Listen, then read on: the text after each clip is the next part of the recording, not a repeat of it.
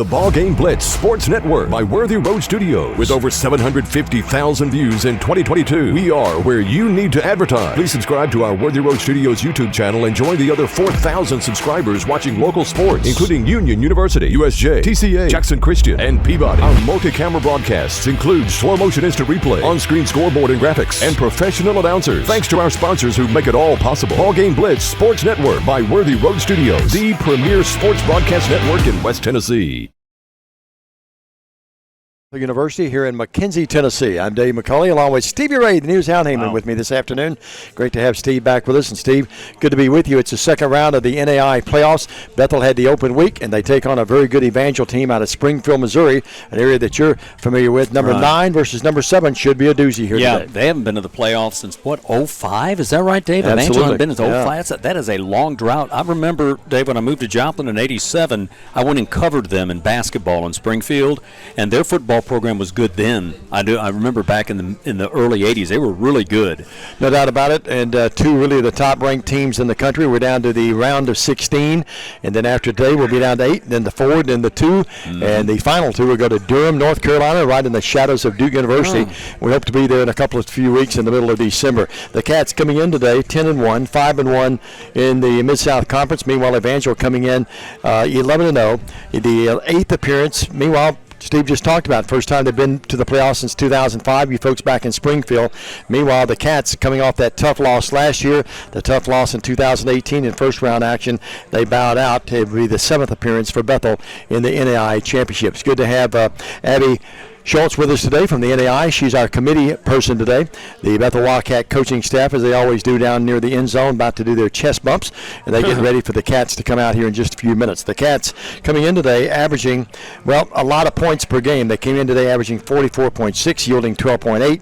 Meanwhile, on the other side of the ledger, not chopped liver from the Evangel Valor as well. They come in at 31.3 and only yielding 14.9. So both defensive units really good, Steve, coming in here today. Let's remind you that Tom Yarborough is our producer and director on the radio side, WEIO 100.9 and thefarmradio.com. If you think we over-describe when you're watching the game, it's because we do have the radio audience. Meanwhile, we're talking about Paul Schultz and the fine folks from the BallGame Blitz and Worthy Road Studios. They do a fantastic job. They do a fabulous job, and been blessed to watch them for many, many years. And I don't think people know how blessed we are to have Paul and that crew. That's slow motion, and it is big league here in our area. Yeah, I feel like I'm working with CBS when I work with those folks. I'm going to turn you up just a little bit, Steve. Christopher Reasons, Billy Boland, Eric Inman, and Olivia Barlow are the folks behind the scenes as well for us today here at Wildcat Stadium. Let's take a 2-minute break. This is the countdown to kickoff. We have about 28 minutes. Derek Hubble, the ever-present one, down to my right. He's our statistician. He's enjoying a hamburger right now, and he's watching with interest at Ohio State and Michigan game. I'm not sure why.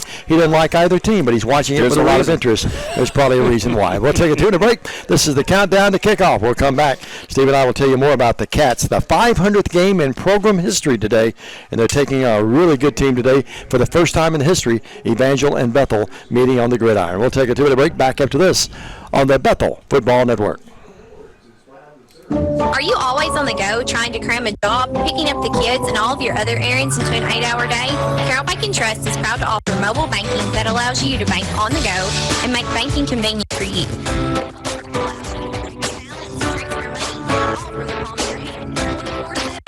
that for convenient? At Carroll Bank & Trust, we're proud to offer banking options that fit into your business schedule. Carroll Bank & Trust, equal housing lender, member FDIC. Always online at carrollbank.com.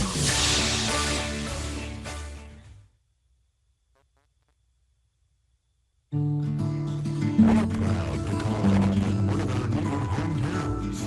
And Southern Huntington and all of Carroll County, Hometown Health Clinic is open on the Pro Square, featuring family practice, internal medicine, pediatrics, mental health, a Suboxone program, and convenient care. Hometown Health Clinic, staff reflection, caring for families just like yours. Pro Square in Huntington and online at hometownclinics.com. Coming or going, your first move should take you to Taylor Real Estate and Auction on East Main and Huntington. The Taylor Real Estate and Auction, knowing where to begin is the key to real estate satisfaction. And no one does it better than Taylor Real Estate and Auction. Their hours are Monday through Friday from 8 to 5, and appointments can be made for other days and times. So whether you're in the market for real estate or looking for an auction company, call 986-85 888-778. Knowledge is power. Taylor Real Estate and Auction. Doggone it. Did you forget to call 811 before you started digging? 811 is free, easy, and the law. 811 will contact all underground utilities to have your lawns marked. Don't wind up in the doghouse. Call or click 811 before you dig. We want to keep you safe. Thanks for trusting the West Tennessee Public Utility District. Both of these teams mirror each other a little bit if you look at numbers, and sometimes numbers tell the tale, sometimes they don't. Bethel coming in today, 163.4 on the ground, 238 in the air, 451.4 in total offense. Meanwhile, they only yield 78 yards per game on the ground, 141 in the air for 219. On the other side of the ledger, you look at the Evangel Valor Ball Club, Steve, 419 yards total offense per game, 262.7. So they do mirror each other a little bit, don't they? They're pretty even. I mean, and again, 11-0. And Dave, I didn't sit here and just study every single one of their opponents. I just know the one loss at Bethel was to Georgetown. Georgetown's still good, aren't they? They really are. My the only team to come in here this year, and they beat us pretty soundly, but the Tigers had gone through a little bit of a lull. You know, Bill Cronin retired, the legendary, the Hall of Famer, a good friend of mine and yours both, but Bill retired, but Chris Oliver, you know, and Lindsey Wilson and Georgetown had that flip-flop, but one of those deals, they're still the team to beat right now. You used to like to go up there because it was so close to doggone Lexington. It's in God's country, no doubt about it.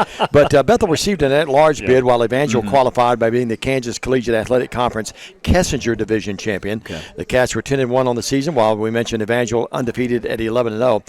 Steve, in the last 24 games, dating back, you know, we mentioned bowing out to Baker in 2018 when Brent Durbin was here, losing last year in a heartbreaker as well to Kaiser, who went on to play. They're in it too. They went on to play in the national championship game last year as well. Wow. But you look at this, Bethel has won 22 of their last 24 games. My goodness. And, you know, probably a bad taste in their mouth, wouldn't you think? I mean, I'd have a bad taste in my mouth if I knew I had the season we had last year undefeated. You go into the playoffs, you have a home game, and a team comes in here in Florida and beats you. I'd be wanting to make a statement. We mentioned the 7th appearance for Bethel. Bethel is 3-6 all time. They've not appeared in the championship series prior to 18 since 2012. The number 7 ranking is the third best when the Cats were ranked number 3 in 2018, number 4 in 2022. You know, you look at all those numbers, and you know how I love numbers. Oh, yeah. But the bottom line is we've got the game starting in about 24 minutes. It's what happens today. Speaking of today, last night in the area was a big night of high school football. Wow, and how about the local team here, McKenzie, the Rebels? Yeah, the Rebels down 14-0 to Dresden, you know, trying to avenge an earlier season loss, and then they put, 25 unanswered? 25 unanswered, right? 25-14. Yeah. Wow, I mean, what a great job Coach Comer's done. Third year in a row they're going to play for the gold ball. Runners up 2 years ago, won it all last year. Riverside also going back to play in the championship game. They were a runner-up last year in Parsons. Dave, I saw them against Milan, and I know, my goodness, thank goodness they're not having to play Alcoa. They got a shot. Well, Riverside, you know, I do the Trinity Christian Academy games. Local people know that. It's a locals team where I live in Jackson. We had them by 14 with 8 minutes left and lost. They scored twice and went for 2 both times. We lost by 2. But they are a really outstanding football team. I understand, though, now my sources tell me we're pulling for McKenzie. We want them to win it. But Derek Hubble and others tell me that South Pittsburgh is a different animal. Well, now they beat Oliver Springs 31-6. I mean, and how many times has South McKenzie's there. They're ready. I mean, you know, they got the opportunity, don't they? Play them. You just never know. That ball bounces funny sometimes. Sure does. And for Dyersburg and Haywood, great years. But, Dave, they both lost their starting quarterbacks late in the season. Both Dyersburg and Haywood both had to go to Nashville yesterday, and it just didn't turn out very well for them. No doubt about it. Chuck Huppala is the 8th season at Evangel. He's 52-30. Earned his 3rd Conference Coach of the Year honors as he was named the KCAC Coach of the Year. Meanwhile, defensive coordinator Jeremy DeSoto was named the KCAC Assistant Coach of the Year, Steve. On the other side of the ledger, again, how these teams and programs parallel each other. Mike Jasper was a Coach of the Year last year in the conference. Would certainly have been there this year, I think, if obviously Georgetown wasn't standing in the way, but 36-16, 23-13 in conference action. And on the side of that, we didn't win the Coach of the Year with Mike Jasper, but Jay Bright, a very fine offensive coordinator, was the Assistant Coach of the Year in the Mid-South Conference. Wow. Yeah. So pretty good accolades on both ways, you know, for both of them. You know, that's That's awesome. Well, and you look at Evangel receiver Dylan Hester was named the KCAC Offensive Player of the Year.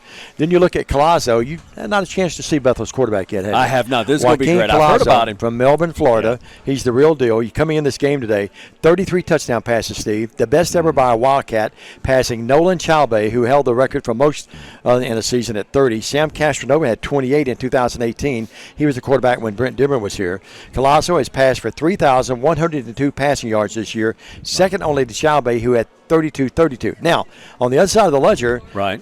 Not chopped liver either by R.J. Wakely, thrown for 2,616 yards for the Valor, average of 237 per outing, 27 touchdowns. He has been a little prone to interceptions. He's thrown 12 on the year. Ooh. So he averages about just a little under one a game. But now they put pressure on quarterbacks. I saw they had 25 sacks. They have a linebacker, Steve, that is the real deal. You look at this kid, Randy Myers, named the KCAC Defensive Player of the Year, leads the NAIA in tackles per game, 139 tackles, which is 139 more than you and I had together, ranked 7th most in program history. Now, you watch for this kid. 139? Yeah. He's the real deal, too. Oh, my goodness. Well, no wonder I got 25 sacks. No doubt. A team. That's awesome. Let's take a 2-minute break. Wow. You've done your homework. I'm proud of you. I have. Thank you. A 2-minute break. We'll come back. The countdown to kickoff continues.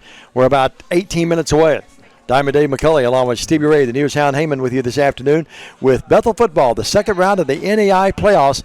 We're in the round of 16. After today, down to 8. We'll take a look at some of those other matchups when we come back after this on the Bethel Football Network.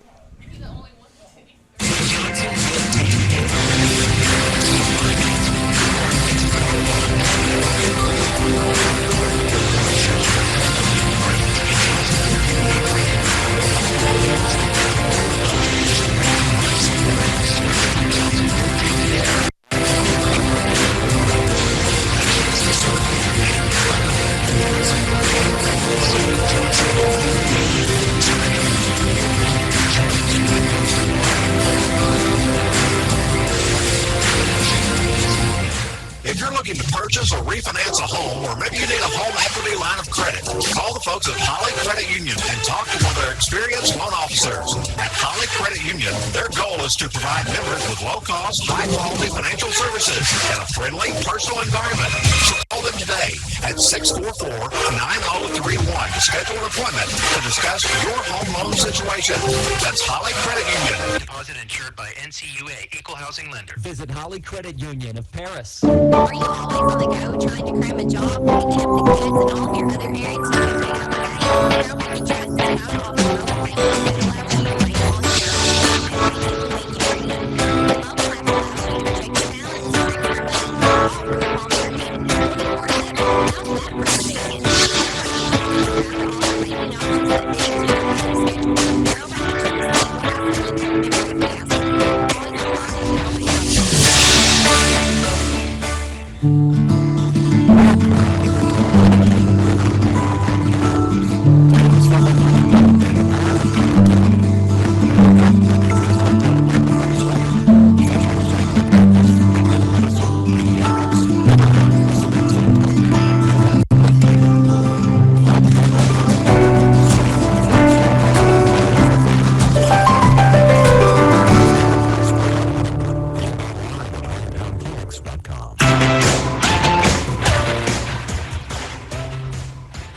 And we're back at Wildcat Stadium. A beautiful day here. Temperature in the 50s by the time we kick this thing off in a few minutes. Partly cloudy conditions.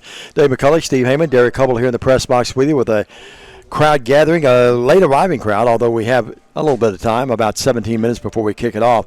Steve, before we go over the other seeds today and some of the other matchups around the country, we'll try to keep up with scores for those. Evangel scored 30 times in 48 of the red zone possessions. And how about the Cats, Steve? 42 of 59. They've scored touchdowns, and the Cats have really done a great job when they've got that ball in scoring position as well. Now, I know that Andrew Welch is one field goal away or 3 extra points from hitting 100 for total. I'd rather it be the 3 extra points, okay? Most ever in kicking history here at Bethel, most in a season, 97. That is awesome. And there's some other kids. I mean, Demetrius Gilbert, 17. You'll really love this kid. Okay. 17 career interceptions, most in program history. Mm-hmm. Xavier King, Haywood Tomcat. He knows Robert Roach personally. Yep. Regular season, 18 career sacks, which is now a Wildcat record. Brian Hughes leads the team in tackles with 73. We talked about their great linebacker, Hughes. Wait till you see him. And Bethel's got 89 tackles for losses as well. So both of these teams have the pieces to win a national title. They have to get by each other. Each today, other. Yeah, Each no other. doubt. Doesn't make it easy. Speaking of each other, Wanna look there's at it? other matchups. All right, Morningside, Iowa, undefeated, 11-0, taking on Dort, Iowa. You know, they need to buy a vowel. If they would ever go on the game show Wheel of Fortune, they may want to buy one, you know. Dort, they're 9-2. Greenview, Iowa, 10-0. Dickinson State, North Dakota, 10-1. Kaiser, Florida, we remember them, right? Yeah. I don't remember them too much. 8-2 against St. Thomas, Florida, 8-2. Georgetown, Kentucky, who handed the only loss to the Wildcats, are 8-1. They're taking on Baker, Kansas. Marion, Indiana, 9-1 against St. Xavier of Illinois, 7-3. Indiana Wesleyan, 9-1 against. How many times Morningside, Iowa going to play, Dave? That's a misprint. I apologize for that. We'll double check that. Yeah.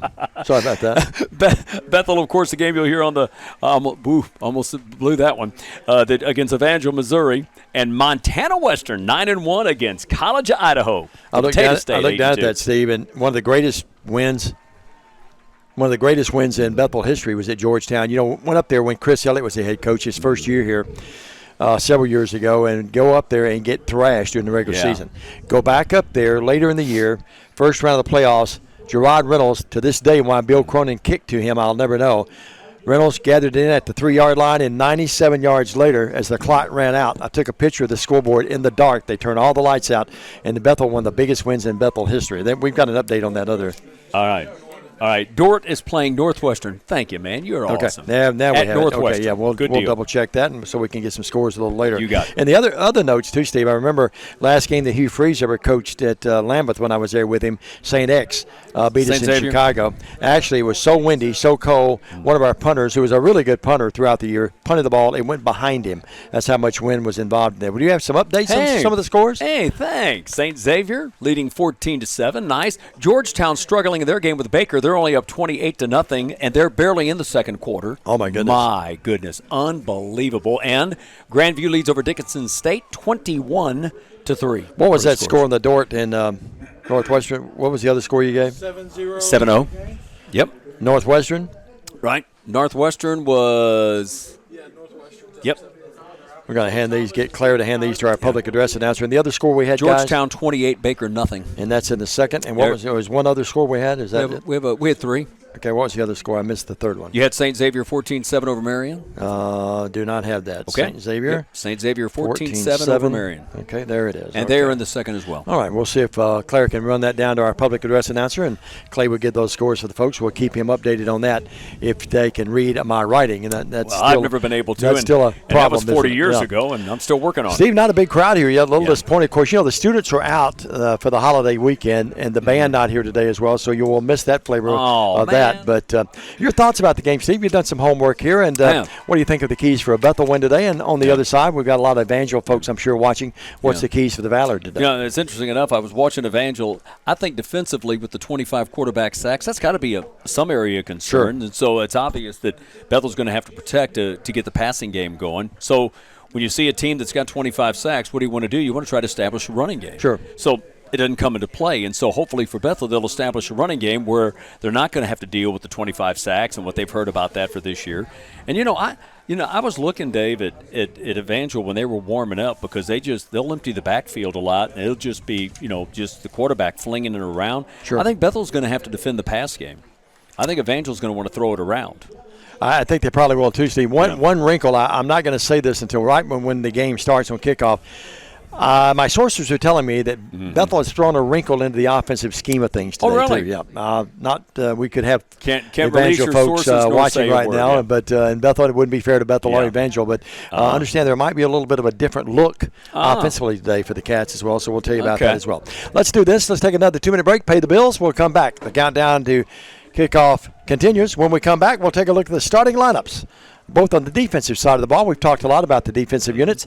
We'll sort of catch you abreast in the play-by-play of the offensive units. But when we come back, Steve, we'll have the Evangel Valor defensive scheme of things, and we'll have the Bethel lineup on defense as well. This is Bethel football against Evangel today in the second round of the NAIA National Championship playoffs. Stay with us, everybody. 2-minute break.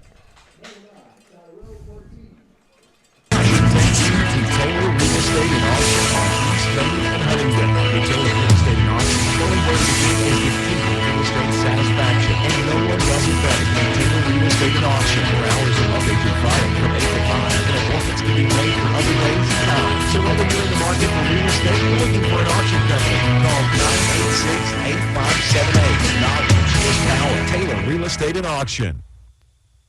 Doggone it. Did you forget to call 811 before you started digging? 811 is free, easy, and the law. 811 will contact all underground utilities to have your lines marked. Don't wind up in the doghouse. Call or click 811 before you dig. We want to keep you safe. Thanks for trusting the West Tennessee Public Utility District. The Johnsonville TVA Credit Union wants to finance your next car loan. Come in and get pre-approved before you go car shopping. Come by any branch, and Johnsonville TVA Credit Union will help with payments to fit your budget. Is your rate too high somewhere else? Bring it to Johnsonville TVA Credit Union and mark me a low rate. 4 locations to serve you, and Covington, New Johnsonville, and Cumberland City. Johnsonville TVA Utilities Credit Union, your lender of choice when it comes to borrowing money. If you're looking to purchase or refinance a home, or maybe you need a home equity line of credit, call the folks at Holly Credit Union and talk to one of their experienced loan officers. At Holly Credit Union, their goal is to provide members with low-cost, high-quality financial services in a friendly, personal environment. So call them today at 644-9031 to schedule an appointment to discuss your home loan situation. That's Holly Credit Union. Deposit insured by NCUA, Equal Housing Lender. Visit Holly Credit Union of Paris.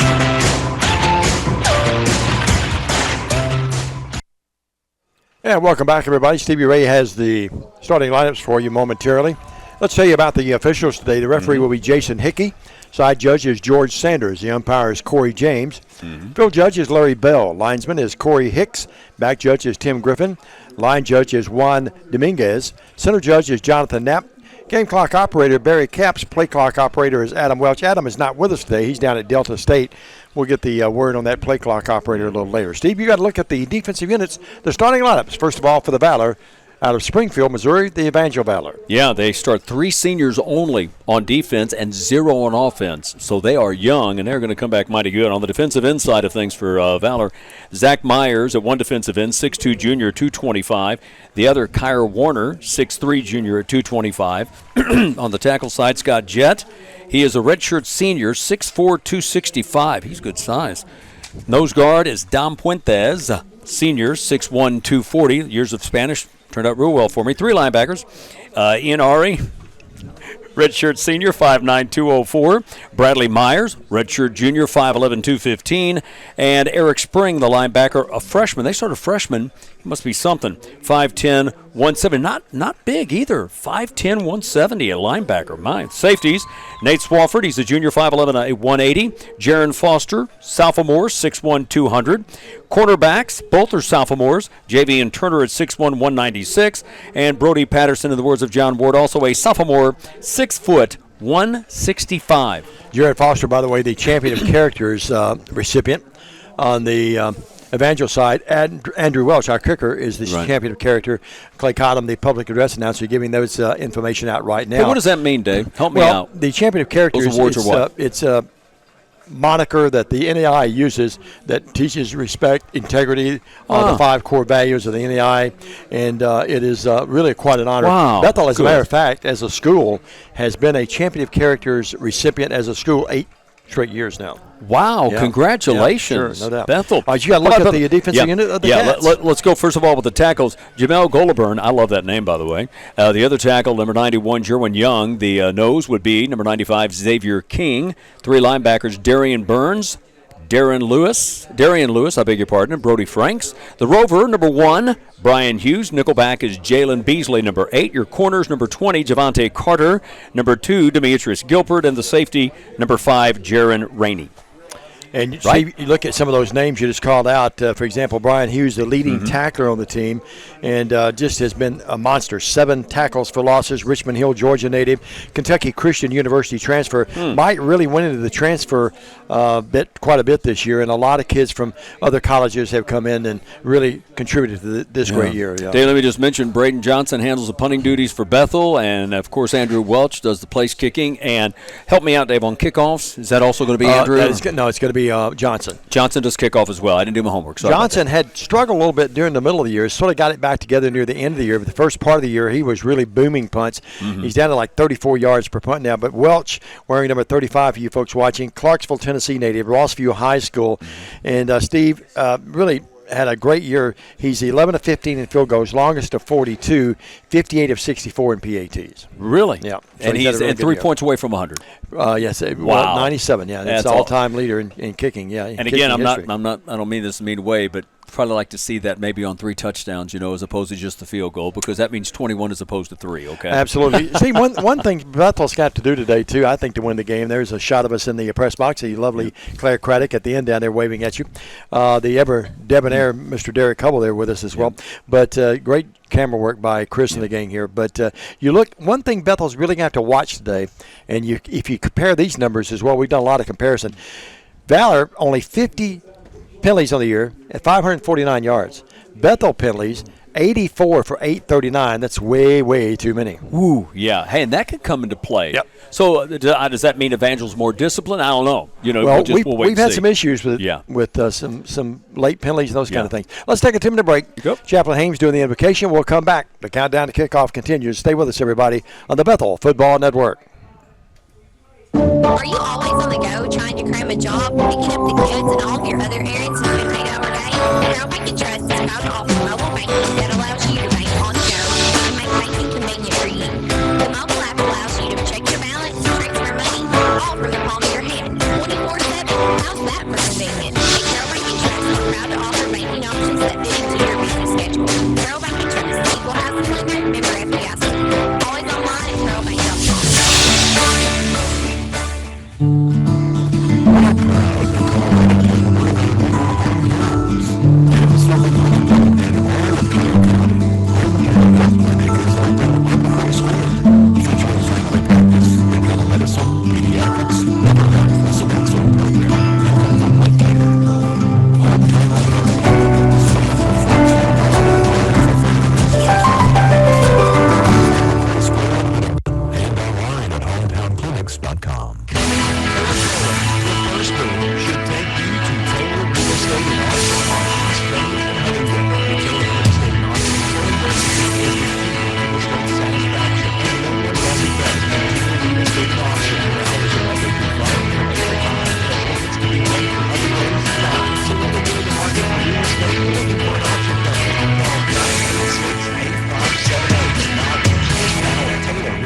Auction. Did you forget to call 811 before you started digging? 811 is free, easy, and the law. 811 will contact all underground utilities to have your lines marked. Don't wind up in the doghouse. Call or click 811 before you dig. We want to keep you safe. Thanks for trusting the West Tennessee Public Utility District. The invocation by Dr. Ann Hames, Chaplain Hames, and the playing of the national anthem. Welcome back to a sunny splash day here in McKenzie, Tennessee. You folks out in Evangel in Springfield, we are about 100 miles, would be west of Nashville, about 80 miles northeast of Memphis, Tennessee. Dave McCulley and Steve Heyman back with you this afternoon. Paul Schultz in the gang here. Great camera work by Christopher and Billy and Eric and Olivia, doing a great job in the booth with us and down in the field as well. I've been to Springfield, yes. Springfield's home of the Bass Pro, right? Is in Springfield. That's Bass exactly Pro's right. The First Assemblies. That's their headquarters. That's exactly right. And I believe Evangel could be an assembly. It is First Assembly. Cool. Yeah, it is. Mm-hmm. Captain's moving their way out. And, Steve, for you folks that follow Bethel, the black uniforms, we love them because they're easy to read the numbers, if nothing else. But Joaquin Colazo, the Offensive Player of the Year, for second year in a row, has been named the Player of the Week 9 times in his career. That's unheard of. He's down there, too, with Darian Burns, one of the great linebackers. Also down there with the other captain will be Xavier King. And the other captain will be offensive lineman Terrell Wynn, big guy, 6'1", 316 from Madison, Alabama, William Jewell University. The captains across the way will make their way from Evangel. They came down. They stayed in Murray last night. We talked to some of their support staff. Isaac, they're very fine SIDs in the booth next to us. And great to have with us, too, Abby Schultz, the NAIA member of the team here today with us as well. The captains making their way toward us, Steve. Looks like it will be That's going to be 15. That's going to be Orchid, the defensive back. Meanwhile, also coming out there will be Bradley Myers, that great linebacker we talked about. Also, Nate Swafford, defensive back. And number 4 will be Jared Foster. So there's Bethel? Yeah, my eyesight still okay. They wear the gray uniforms or gray breeches today, Steve, and the white shirts. And you see a great shot. Look at that camera angle by Billy and the gang down there right at midfield. They're right in the midst of it, are they not? No doubt. That is beautiful. EU, Evangel U. And the official, the referee Jason Hickey, will flip the coin, and we're about to find out who's going to begin on offense. Looks like Bethel's won the toss. And the official's sorting it out here, and we'll see who's going to do what. Cats, I think, are going to take the football, I believe. They will receive. They won the toss, and the Cats will send out the offensive unit first, Steve. Let's look at that offensive unit. Left tackle, Jackson Surratt. Left guard, Terrell Wynn. Center, Jaden Taylor. Right guard, Dylan Morales. Right tackle, Logan Davis. He was a second-team all-conference selection. Wide receiver, Jalen Taylor's had an outstanding season. Second in receptions on this team. Coming in here today with 60. If you think that's a lot, how about number 37, Stephen? Your first look at J.D. Dixon. He has 67 catches on the year, 1,100 yards. He's the all-time leading receiver in yardage as a receiver and only a sophomore. He will be the other receiver as well. Avant Burrs is out there as well. So, Steve, this running back, J.D. Dixon, wide receiver, Terrence Roberts, running back, Martise Smith, the transfer from Cumberland University, the University of the Cumberlands, and Colazo, the great quarterback. Here's the wrinkle. Okay. I have been told by sources inside the program that for the first time this season, maybe a couple of times they've done it, but not often, they'll go with a 2-back set today to open up this game. Right. Now, see, I love that. Now, that's smash mouth football. I love that. Brad Chappell, the senior athletic director, is behind us in the booth. He hasn't quit smiling since about 10 o'clock last night. Congratulations, Brad. And how about one of those guys that had a big touchdown reception in that game was a guy named Drew Chappell. No relation, I'm sure, right? I saw the highlight. I saw the highlights last night. Congratulations, awesome. Brad. He was nervous as a cat yesterday during our pregame meeting, our virtual meeting. I sent him a message. I said, "Go Rebels." He said, "I'm nervous." I was nervous too when you were down 14-0. Yeah, I was in St. Louis when I got that score, and I said, "There's no way." 25 unanswered. How about that? Yeah, that's awesome, man. Great job by the Rebels. Jonah Edwards will kick it away. And he is 10 of 14 in field goal attempts, 42 his longest, 37 of 39 in PATs. He does it all. He does a lot of punting for them as well. He'll kick it away, and the Cats will receive this kick down to our left. Demetrius Gilbert. They'll see if they kick it to him, and it's going to be one of the short men here. It's going to be the ball just flitters out of bounds at about the 20-yard line. Bowles, the big tight end from Adamsville, let that go out of bounds. Good decision by Jacob. Yeah, smart because, that ball was going to be right at the sideline, so – you can have them re-kick or you can take the good spot. It's your call. Well, they scouted Bethel just like Bethel scouted Evangel. They know Gilbert can really scoot, buddy. Ball at the 35-yard line. The Cats will have it there to begin this football game. Great to have you aboard. Temperature in the mid-50s here in West Tennessee. Far side left will be Burris. He's out there with Dixon. That's a great group there. Taylor here the other way. Maybe the best 3 receivers as a complementing group. Well, they go with a 1-back set. Tied in off the line of scrimmage, and Colazo in the gun. They'll give it this time, and that's going to be Martise Smith. Smith will scoot his way, power his way for almost 5 yards. They'll get him at the 40, Steve. A pick up a 5, 2nd and 5. Let's give him 4, 2nd and 6. I'd run behind Jackson Surratt. I mean, you're talking about 318 pounds. Big Surratt. Wow. He's a big one, no doubt about it. Absolutely. Jackson Surratt's been here as long as I have. Boaz High School and Boaz, Alabama. Colazo in that gun. Looks left. Now he's going to run, and he's going to try to toss that thing. Now he's going to be sacked back there at the 35-yard line. And the tackle by Cole Orchard, the defensive back from Mountain View, Missouri. Yeah, if he had to do it all over again, he may have just thrown that away, Dave. When he was outside the pocket, he could have unloaded it for an incompletion. That's a great open field tackle. Open space, wasn't it? Yeah, that's a great job. Yes, sir. So back to the 35. So now it brings up 3rd down and 10. The Cats at 47% this year on 3rd down conversions. Almost 1 out of 2. That's awesome. Colazo on that gun, doubles each way. You folks watching, remember we have a radio audience. We're trying to describe the picture to them as well. You're seeing it. They're listening to us and trusting us. Colazo in the pocket, sack. Back at the 26-yard line, and boy, what a bull rush that was. Man. And Steve, who got it? Dave, and they only 9. And Dave, I got you. That is going to be Brock Lyle who made I beg your pardon, Dave. Zach Myers. Dave, they only rushed 3. They dropped the 1-man back. They only sent 3. Myers, the all-time leading tackler in a season history. And just like that, a positive play and then 2 negatives, and the Cats will send out the punter, Johnson. Johnson will get it away from about his 15. They have the rush at him and almost got him. And he gets it away, and it's going to be the ball skipping over midfield, and we'll roll down. He got more out of that than probably we thought he would get, and it's still rolling. Still rolling. May roll to Tresvant. It's at the 32-yard line, 1st and 10. Steve, not a bad punt considering the rush they had on him, and did look pretty leaving his foot, but it looked pretty at the end. Dave, I think he got about 18 yards on the roll. Sure did. That worked out pretty well. The ball hit about the midfield stripe. Midfield stripe near the logo. So here comes the Valor, Mr. Wakely in the game. They'll have the ball at the 31-yard line. Wakely. You watch him wear that 15 from Tulsa, Oklahoma, Victory Christian High School. 2,616. How many yards on the punt? 41. 41 yards. He came in averaging right at that.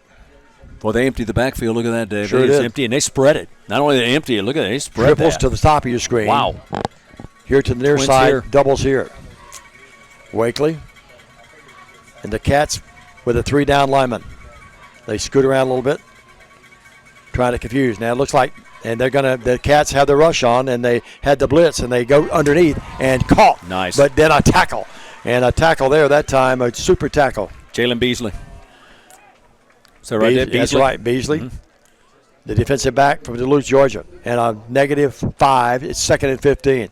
Well, we had the blitz. On this side, Steve, Bethel had that time Brody Franks coming in, and Wakely had to unload it. Little bubble screen, but it didn't fool anybody. And pretty fortunate, usually, if you're blitzing and you got the screen, that's a no-no. That usually goes big. Triples here now to the wide side of the field, on the bottom of your screen. Wakely in the gun again. Cats threaten the blitz, but Wakely drops back there. Wakely is going to roll right, he's going to throw, and it's incomplete. Good coverage that time by Javante Carter. Yeah, Carter, the sophomore out of Mobile, Alabama with the cover. Hey! Came over for a transfer from Lane College. Sure did. He was a Dragon. Jeremiah Barnes was the intended receiver. So, just like Bethel, they're 3rd and long. It's going to be 3rd and about 14, almost 15 yards. Clock running, 12:24. Well, stop now, or as John would say, arrested. He sure would. The late John Ward, one back to the right of Wakely. Triples here to the near side. Slot actually left here, and they put a man in motion. That is the man in motion is going to be Brock Lyle. Over the middle, he's got a man there, and it's caught at midfield. The man in motion, Dave. That's great the guy. Pass by Wakely. Found him open, didn't he, Steve? Sure did. He was on the back of the stack, and he came in motion, and it just uncovered really to midfield. Steve Bethel had three defenders back there with him, too, but he just threaded the needle and got it right to him. A high pass, but credit Lyle, he knocked it right in there. He was the man in motion. You're right. Yep. Well, it's going to be 1st and 10 now at the Bethel 48-yard line. Wakely. Cats threaten the blitz again. They hand it off to the running back and moving his way for 3 or 4 yards to the 45. What do you get, Steve? 3? Yeah, he got 3. Tackle made by Brody Franks, the junior out of Alabama. Second leading tackler on this team. Bethel very deep. This is the deep. I've been here 13 years. It's the deepest Bethel team I've had in almost every position that I can remember. Who ran that ball that time, guys? 25. It's going to be Sammy Robertson ran it. Excuse me. 2nd and 7. The ball at the 45-yard line, just short of the 45. Wakely with one back to his left. Hands it off. Again, running back, nothing. A loss of maybe a yard. 56 made the tackle. That's Nelson Lewis. Right. One of those guys got 2 first names. I love that. And also in the vicinity was Darian Lewis. Well, both teams have had a little bit of success. Both teams have now their defensive units trying to take charge of the game. Ball at the 46, almost the 47, so it's 3rd and 8 now. Loss of about a yard that time. Wakely delivered a moment ago on a big 3rd down play. Clock running, 10:45 in the first. No score. First possession by the Valor. Bethel went 3 up and 3 down. Back, Valor, protection. Now he runs out of the pocket. Being pursued. Here we come this way. Going to throw, and it's going to be caught at the 35-yard line. It's going to be a first down to the 31-yard line. The receiver, and Wakely very patiently delivered the goods. And you got to credit the quarterback. He made that happen. That is Parker Aguilera on the reception, the wide receiver, 5'10", out of the hometown of Springfield, Mo. Sure is. He did a good job coming back to help his quarterback a little bit. You see the replay here, Steve. A nice play by Wakely. Yeah. And then finding a little bit of room there on the sideline. Yeah. The Cats get him, but not before another first down. And for the second time in this series, Wakely delivers on a third and long. And calm. I mean, did not, just came out of the pressure and just looked for the man. Under 10 minutes, first quarter, the Valor driving. They're at the Bethel 32. In the pocket, Wakely throws, caught, and then out of bounds. The receiver very quickly being caught that time by Dylan Hester. He was the KCAC Offensive Player of the Year. Javante Carter forcing him out of bounds, but not before a pickup of about 8. Hard to defend that, isn't it? Oh, it's tough. Yeah, you just go down and run a simple 5 pattern, Dave. That's tough. This group of receivers, they complement this quarterback just like Bethel's. We bragged on Bethel's earlier, but this is a really nice group. They have 4 receivers, far side right. One's in the slot, sort of. Yep, sure is. Wakely on the 2nd down and 2 from the Bethel 24. And here is Wakely looking. They set up the screen pass and catching that football, then being caught very quickly at the 21. Very close to the first down. Catching at that time out of the backfield that time was Lewis. Lewis on the tackle. Yeah, Lewis on the tackle. Was actually caught, Steve, by Robertson. He got enough. Got enough. Didn't need a lot and didn't get a lot, but he got enough, didn't he? Yep, got enough just to the 20, so just about in the red zone, just outside the red zone. Evangel on their first possession after Bethel goes 3 and out on their oopening possession. Good to be back with Steve Heyman today. Steve and I call a lot of games today together. High school and college. We started with Lambeth way back in 1992. That's been a long time, isn't it? That is amazing. We don't look that old, though, do we? No, we do not. No, absolutely not. Well, a full backfield now with backs to his left and right. Blakely puts a man in motion, and now he play fakes it. Looking here to the left. Going to throw it down there, going for the goods, and it's caught. It's going to be a touchdown by the Valor. No, he dropped it. He dropped it. Well, Dave. Franks is on the coverage, and that would have been a great catch by Andrew Holden, but he couldn't hold on. Yeah, he went up and got it, and he just didn't come down with it. The impact, I think, of the ground knocked it loose. I'm going to watch a replay, Dave. I think the impact, let's see, sure was. Yeah, it sure did. Yeah. And then look at Brody Franks. Throw that ball back toward the end zone. Said, nope, not on me, buddy. Yeah. That's great effort by Holden, though, wasn't it? Awesome. You didn't catch that Holden, but he couldn't hold on. That was good. And you ain't lost anything, man. You're on a roll. You're like at butter. the 20, 2nd and 10. Robertson to the right. They put a man in motion. Blakely rolls that way. Looks. Now goes to the underneath man. And at the 20 to the 15. It's going to be pick up about 5, but it's going to be 3rd and 5. In on the tackle that time. First guy there was Darian Lewis, the 3rd leading tackle on the team. Then others helped finish him off. Tell you this, Dave, they're using a lot of clock on this drive, too. They sure are. This drive started, at their 32-yard line after the 41-yard punt, and they've converted a couple of big 3rd downs, and here they are getting ready for another 3rd down. 3rd down and 5 from the 15. They've got another one here. Edwards, their kicker. Pretty good. He is 10 of 14 in field goals. Longest is 42. If he had to kick it from here, it would be about a 32-yard attempt. Yeah, he's only attempted, 14 on the entire year? Well, they've scored a lot of touchdowns, haven't they? That means they get in the red zone, they score. They're in the pistol this time. And Robertson right in behind Blakely. They play fake it. No, they give it to Barnes. Barnes trying to turn the corner. He is slashed down right. Yeah. Maybe he got a yard, and that's about it. And a host of cats there. Frank's there. Carter there, and others. And it brings out the field goal unit. And it will be Edwards to attempt to put points on the board for the first time. And Steve, they'll mark it right at about 14. The 21. It'd be a 31-yard attempt on it. Well, it wasn't designed to be bounced outside, Dave, but that's just a great job by Bethel coming up and playing defense and then forcing him to the outside, and then the support cast come up, made the play. Didn't have any kind of crease there at all, did he? The snap back, the ball down to kick up. That kick is sailing toward the north end zone, and it is up, and it is good. A 31-yard attempt is good by Edwards. 6:57 in the first, and the Valor strike first. It's a 3-0 game back after this. 30 on the Bethel Football Network.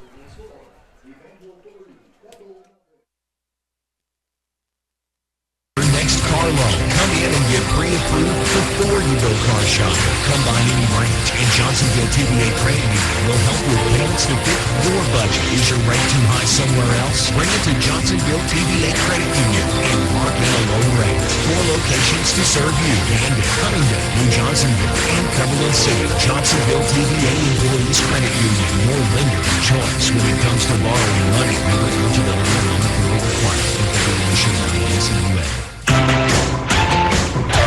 Well, after Bethel goes 3 and out, they punted away a 41-yard punt drive that started at the 32 for Evangel. But credit Bethel, bend but don't break. as they got into the red zone, but on a big 3rd down and 5, they decide to keep it on the ground. Bethel made the stop. They settled for the field goal, so moral victory. Yeah, works to kick it away. Here we go. It works better when the mic's turned up, Diamond Dave. And that ball is taking a couple of bounces and going to be gathered in down there and at the 20 to the 25. And not much there. Noel Patterson, the newcomer, transferred in about middle of the season. And Patterson from Valdosta State, the transfer from there, from Dayton, Tennessee, brings it back to about the 22-yard line. Yep. I thought 27. Sorry, 27. And by the way, Dayton, the home of the Scopes trial. I'm telling you, man, ain't nothing gets by you. This is just like 25 years ago trying to – never could then either. 27-yard line. It will be, far as I love, Taylor. Taylor has really been a dynamic player, complimenting Dixon, who's here to the near side.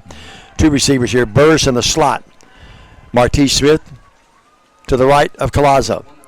They give it to Martise. Martise, not much. Maybe a yard to the 28, and that's about it. Boy, they get to the ball good. And, Dave, they're just going with 3 down linemen. They're 3 down linemen, but they come up and play the run really well. Christopher Atterbury, the linebackers, their backers are really, really quick, aren't they? Yeah, a gain of 2. Short 2. You folks in Evangel, obviously we are paid by Bethel, and we're Bethel guys, but we're trying to be as fair to you as being impartial in the broadcast. Hey, as requested by the NAIA. I lived in Joplin, Missouri. Not you sure too far did. From Springfield. You covered the Razorbacks for a while, didn't you? Sure did. Smith now to the left of Collazo. Collazo looks over the middle now. A little pass out to Smith in the flat. Smith's got some room. He's to the 35. He's got a first down to the 40-yard line and tumbles his way to about the 41. A great play call by Jay Bright, who is the the assistant coach of the year in the Mid-South Conference. That's a nice call. Jackson Surratt, what a block, man, that got that yardage. Big Surratt, you can't miss it. You sure can. Collazo in that gun again. Looks over the middle. Caught by Dixon. Dixon's caught very quickly, but he's going to pick up about 5 yards after all of that. I think it might be a little bit more than that. Let's see. I think they'll spot that, Dave, closer to the 47. Yeah, you're right. Maybe a gain of about 7. About actually. 6 Not or 7. bad. Yeah, it's about 7 yards. Second and 3. Left-handed quarterback. That ball comes out of that hand different as a lefty. You ever try to catch a hand? Well, you're left-handed. Yep. Don't throw me a ball, okay? Collazo, of course, he's one of our work studies, too, in the SID office. Does a good job on baseball stats, doesn't he, Claire? Second down in about 3. Burris in motion. Now he comes in and sets to the left of Collazo. Tight end is Wynn is to the left. There you go. Here's the handoff, and that's going to be Burris. And the Cats go with a little bit more speed in that backfield. They've got Terrence Roberts, who's another guy in our SID office as well. But this time Burris has it, and he's got a first down, Stephen. Bradley Myers, a linebacker from Lee Summit, Missouri. I'm going to tell you what, they have turned out some football players in Lee Summit. Now, where is that? Is that near St. Louis? That's closer to KC. Oh, okay. You see where Paul Troth at Missouri Valley recently retired. Really? They called it quits. Man. Yeah. I think he's going into private business. Doubles each way.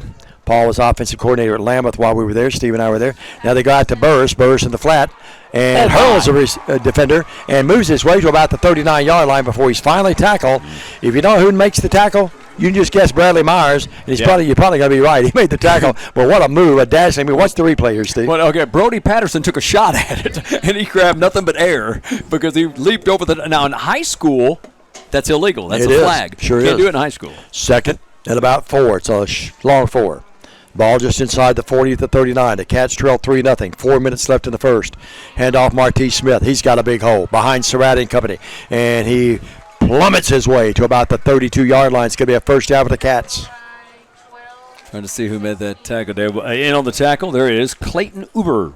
I bet they tease him a lot. I bet they do too. Hey, Uber, I need a ride. Yeah. That time Smith took him for a little bit of a ride himself. First down. He's a really good player, though, Uber. 4 down lineman. 1st and 10 for the Cats. Now moving into Evangel territory. They go for the home run. There's Dixon wide open. Touchdown, Dixon. And touchdown, Collazo on the Cats. On the coverage was Javion Turner, but he just let the man get behind him, Dave, and the Cats have taken the lead at the 3:33 mark. The threes are wild. Dixon, his 17th touchdown reception of the year. That's a new record, season record for the Cats as well. And this could be point number 98 coming up, right? Steve, how about number 34 in the air for Collazo? Wow, that's awesome. The holder will be for the Cats. Is that a new holder out there today? It's going to be Ashton Strother out there. Not Adam Welch, but Andrew Welch will attempt the PAT. Snap back, ball down, kick up. That kick is up. It spirals its way through the uprights. It's good. 7-3. Bethel comes right back after trailing 3-0. Some big plays in that series. We'll talk about them when we come back after a 30. 3:33 left in the first stanza. It's a 7-3 Bethel lead. Stay with us, everybody. If you're looking to purchase or refinance a home, or maybe you need a home equity line of credit, call the folks at Holly Credit Union and talk to one of their experienced loan officers. At Holly Credit Union, their goal is to provide members with low-cost, high-quality financial services in a friendly, personal environment. So call them today at 644-9031 to schedule an appointment to discuss your home loan situation. That's Holly Credit Union. Deposit insured by NCUA, Equal Housing Lender. Visit Holly Credit Union of Paris. Well, the Cats capitalized on a 63-yard drive, a 32-yard pass play. Collazo to Dixon. You Bethel fans watching and listening, we've said that a lot of times this year. Man. And wide open, wasn't it? Absolutely. Well, he just got behind the defense. I mean, you got to correct the defensive back, but can't let that happen. And once he was behind him, that was pretty simple. He just dropped it in there. Point number 98. Are you always on the go? Point number 98 for Andrew Welch. Well, Welch is kicking it off this time. It's not going to be Johnson this time. Welch is actually the guy kicking it off. A little bit of a wrinkle there as well. And he kicks away, and it's going to be end-over-end kick, and will be gathered in right inside the 10. Ooh, 15, and boy, he hit hard. Special teams. Boy, that wasn't Christian. My goodness. That is Kedrick Walker. Kedrick. Kedrick Walker from Birmingham, Alabama. The returner had a bead, but Walker had a bead on him too, didn't he? I think Paul Schultz in the game like that. Woo, man. Well, the ball will be at the 29, 1st and 10 there. Man, that stung. It wasn't very kind. It was 29-yard line, 1st and 10. I've been hit like that before, and man, you just kind of look for a tag number or something. Steve was in St. Louis last night to see the Blues. I wish you wouldn't have mentioned that. Don't mention. What was the final? 8-3. 8-3. And the Predators of all people. Of Nashville. Yeah. They've got the triples here stacked up right at the bottom of your screen. They put a man in motion. Wakely looks left. Now he flows right. He's got to throw. It's got to be picked off and should have been picked off. I'm not sure where Wakely was throwing that thing. And boy, oh boy, Javante Carter would like to have another chance at that. Man, the sophomore that transferred him from Lane, from Mobile, Alabama, and oh man, he wants that back. Watch the replay. Watch this, Dave. Watch that. He read it perfectly. Sure did. It would have been a tough interception. He laid out for that pretty good. Wakely threw that ball to the inside where the receiver broke outside too, didn't he? Yeah. How many different formations does the Evangel have? They've got a lot of them. Wonderful, man. There's a lot. Triples this side, doubles the far side, empty backfield. Now they put a man in motion, and that's going to be Eric Williams. And they'll keep it. Wakely's got to keep the ball. He's going to run it to the 35 and be short just to the 35. It's going to be third down at about almost 6 yards or 5. Yep. Got to the 34, and he's got to get to the 39, so he gained 5. It's a short 6, isn't it? That's a little bit shorter. Yeah, that's exactly right. They bring a big tight end in the game. Andrew Holden will come in, and out will be Sammy Robertson. So they go a little bit bigger. In the backfield will be Eric Williams in the pistol behind Wakely. Now he'll move to his right. Big play here, 2:52 in the first. Bethel leads the game 7-3. Collazo to Dixon. Teaming up again for a score. Here's Wakely at that backfield. Long count. He gets it. Cats come at him. He throws it behind the intended receiver, Dylan Hester. And the reason he threw it behind him, he had that time, Stephen, he had Jamal Goulburn in his wheelhouse. Yeah, Jamal was coming at him in a hurry. And that was only 3, rushing 3. Yep. That was just rushing 3. So how about a 3 and out there? So nicely done. That's exactly what you wanted if you're Bethel. You know, you get the touchdown, you get the big strike. They get the football. You force them into a 3 and out. You're going to get the ball back. Ryan Connor, the punter, averaging 36 per punt. His longest is 52. Gilbert is back there, but he's really not very far off the line of scrimmage. Now he backs up a little bit. Connor will get it out of there. Nice punt. Golly. Gilbert will drift back, and it will go out of bounds. Bethel got a break there. That thing skitters the other way. It's down inside the 10, but he goes out of bounds at about the 23-yard line. Golly. Beautiful punt. Man, that thing was perfect. That was like a spiral, man. It was like a beautiful like a bullet going up in there. It looked like some of your golf shots that I remember from years. No, because you never had one that went that far. I played a lot of golf with you. Once I lost my 6-iron in the fire, I was never the same. I agree with that. It's going to be the 22-yard line. Great story, Hubble. My home burns. Not a good day. And we're going through the house trying to salvage things, and Heyman looks in, my 6-iron's burned up. He said, well, you never used it very good anyway. You didn't hit that well anyway. So some humor in a day of adversity. Well, the Cats come now, they look a little bit different. They've got 2 stacked up far side left, 3 here to their side. Empty backfield for Collazo. Collazo throws underneath. They go to Burris. Burris is hit. Boy, no blocking there at all. And he is spun to the turf. What a tackle by Javion Turner. My goodness. Well, that's designed, Dave, where you're supposed to get a pretty good block on the edge, and it didn't happen. And it's not the fault of anybody, but they read that well, and there wasn't the block. And if you don't get the block, he's going to get hit. Turner from Star City, Arkansas. I mean, he didn't get out of his tracks. That's a loss, Steve, of about 12 yards. That ball is all the way back to the. No, I think it was right at the line of scrimmage. Oh, was it? I'm sorry. I apologize. Yeah, it was right at the line of scrimmage. I was looking at the chain over there. Wrong. I apologize. Here's Collazo. Give it to Smith. Smith able to power his way. And boy, he stays on his feet to the 30. Yeah. And gets probably more out of that than I thought he would actually have any chance to, and he's got it now 3rd and short, Steve. Dave, that was a 3-yard gain that he made into an 8-yard gain. He just kept the feet driving. You got it. Nicely done. Had a really nice career at the University of Cumberland. Had a little fumble problem and transferred here. And there was a couple of games here he had a little bit of fumble problem. For the most part, though, he's been pretty solid. Haven't seen Terrence Roberts back there yet. Big play. In the pistol. Now they move him out of the pistol to the left of Collazo.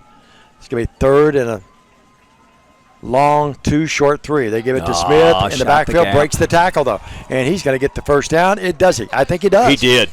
Great effort. They had a beat on him and let him out. Wow. And, boy, he got away that time from Bradley Myers. Dave, they go with 4 down linemen, and a linebacker shoots the gap, and he didn't wrap up.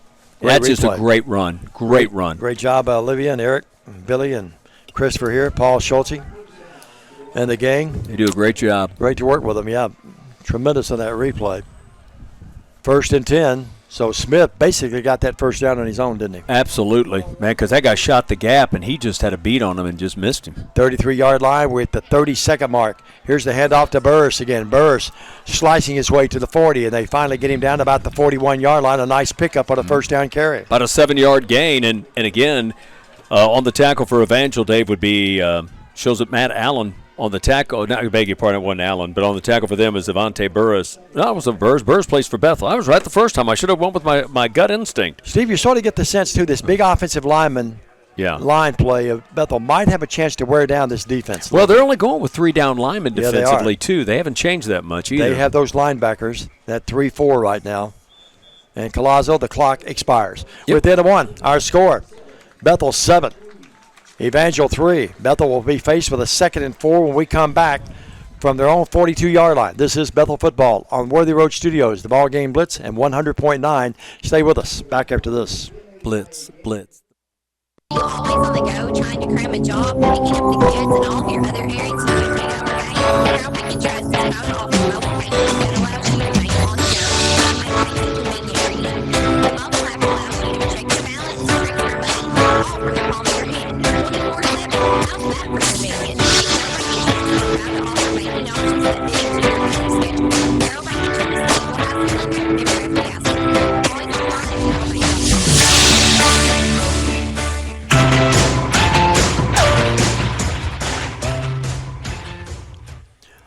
Welcome back, everybody. We're back here at Bethel University at the 42-yard line. It's going to be 2nd and about 4.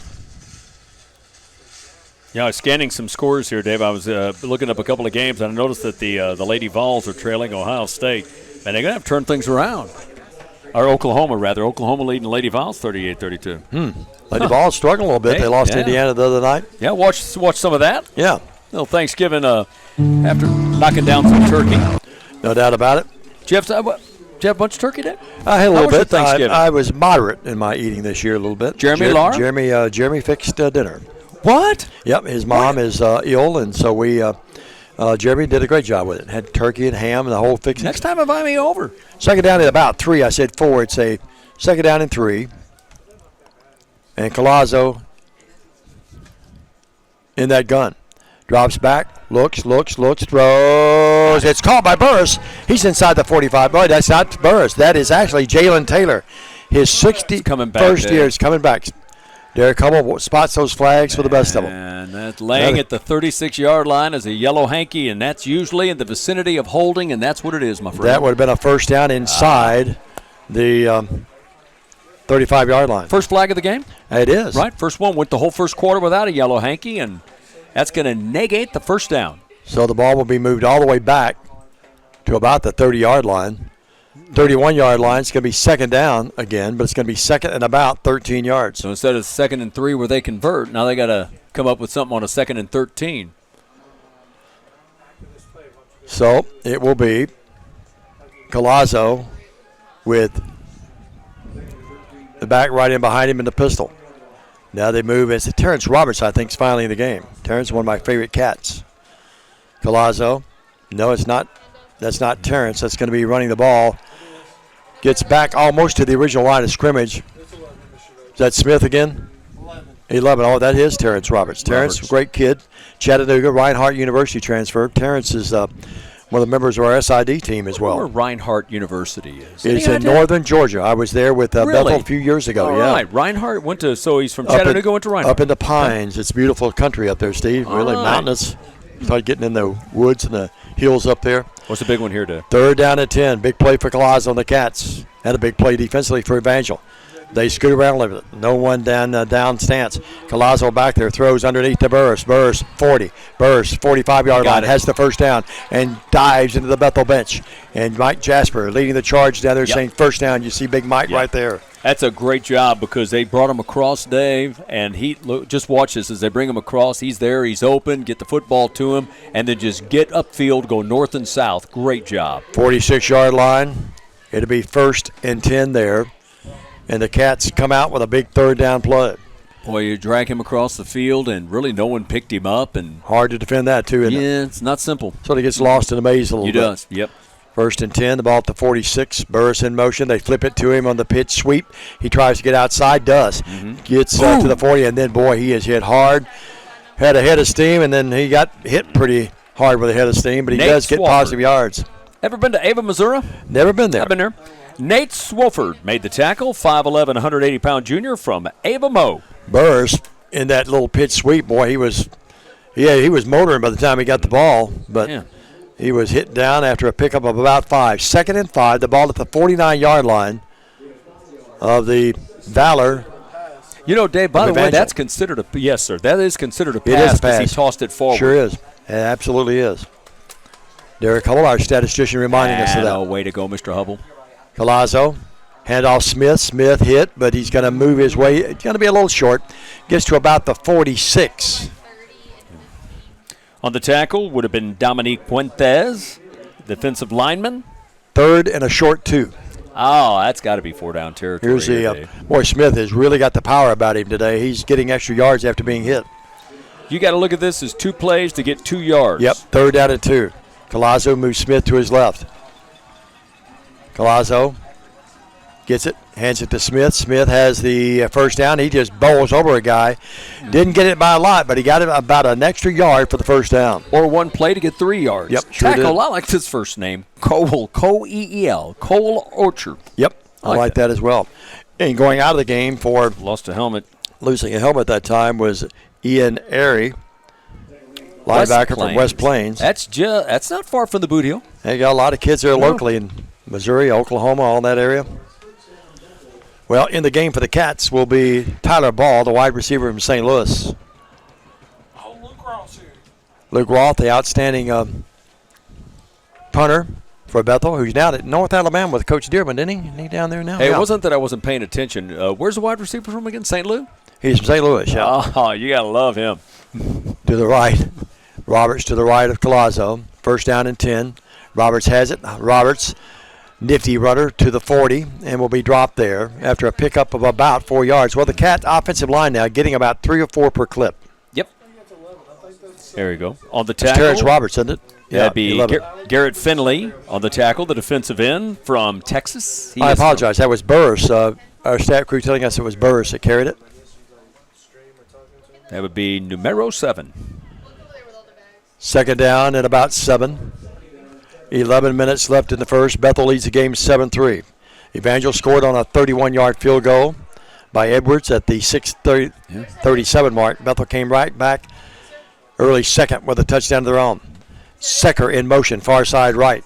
Collazo stands, pumps, pulls it down. It's going to run that football. He's to the 35, trying to get here to the near side and slides down inside the 35. Be down about the 34. Tackle there by a couple of guys. Foster, defensive back, came up, made the stop, Steve, but going to be about a yard short. Yeah, went down with the knee. You know, if he would have stayed on his feet, maybe, but do you want to take the hit, you know, Dave? And, you know, right there, I think that's a smart move. Just go down, live to play another down. So it's third and about a yard and a half.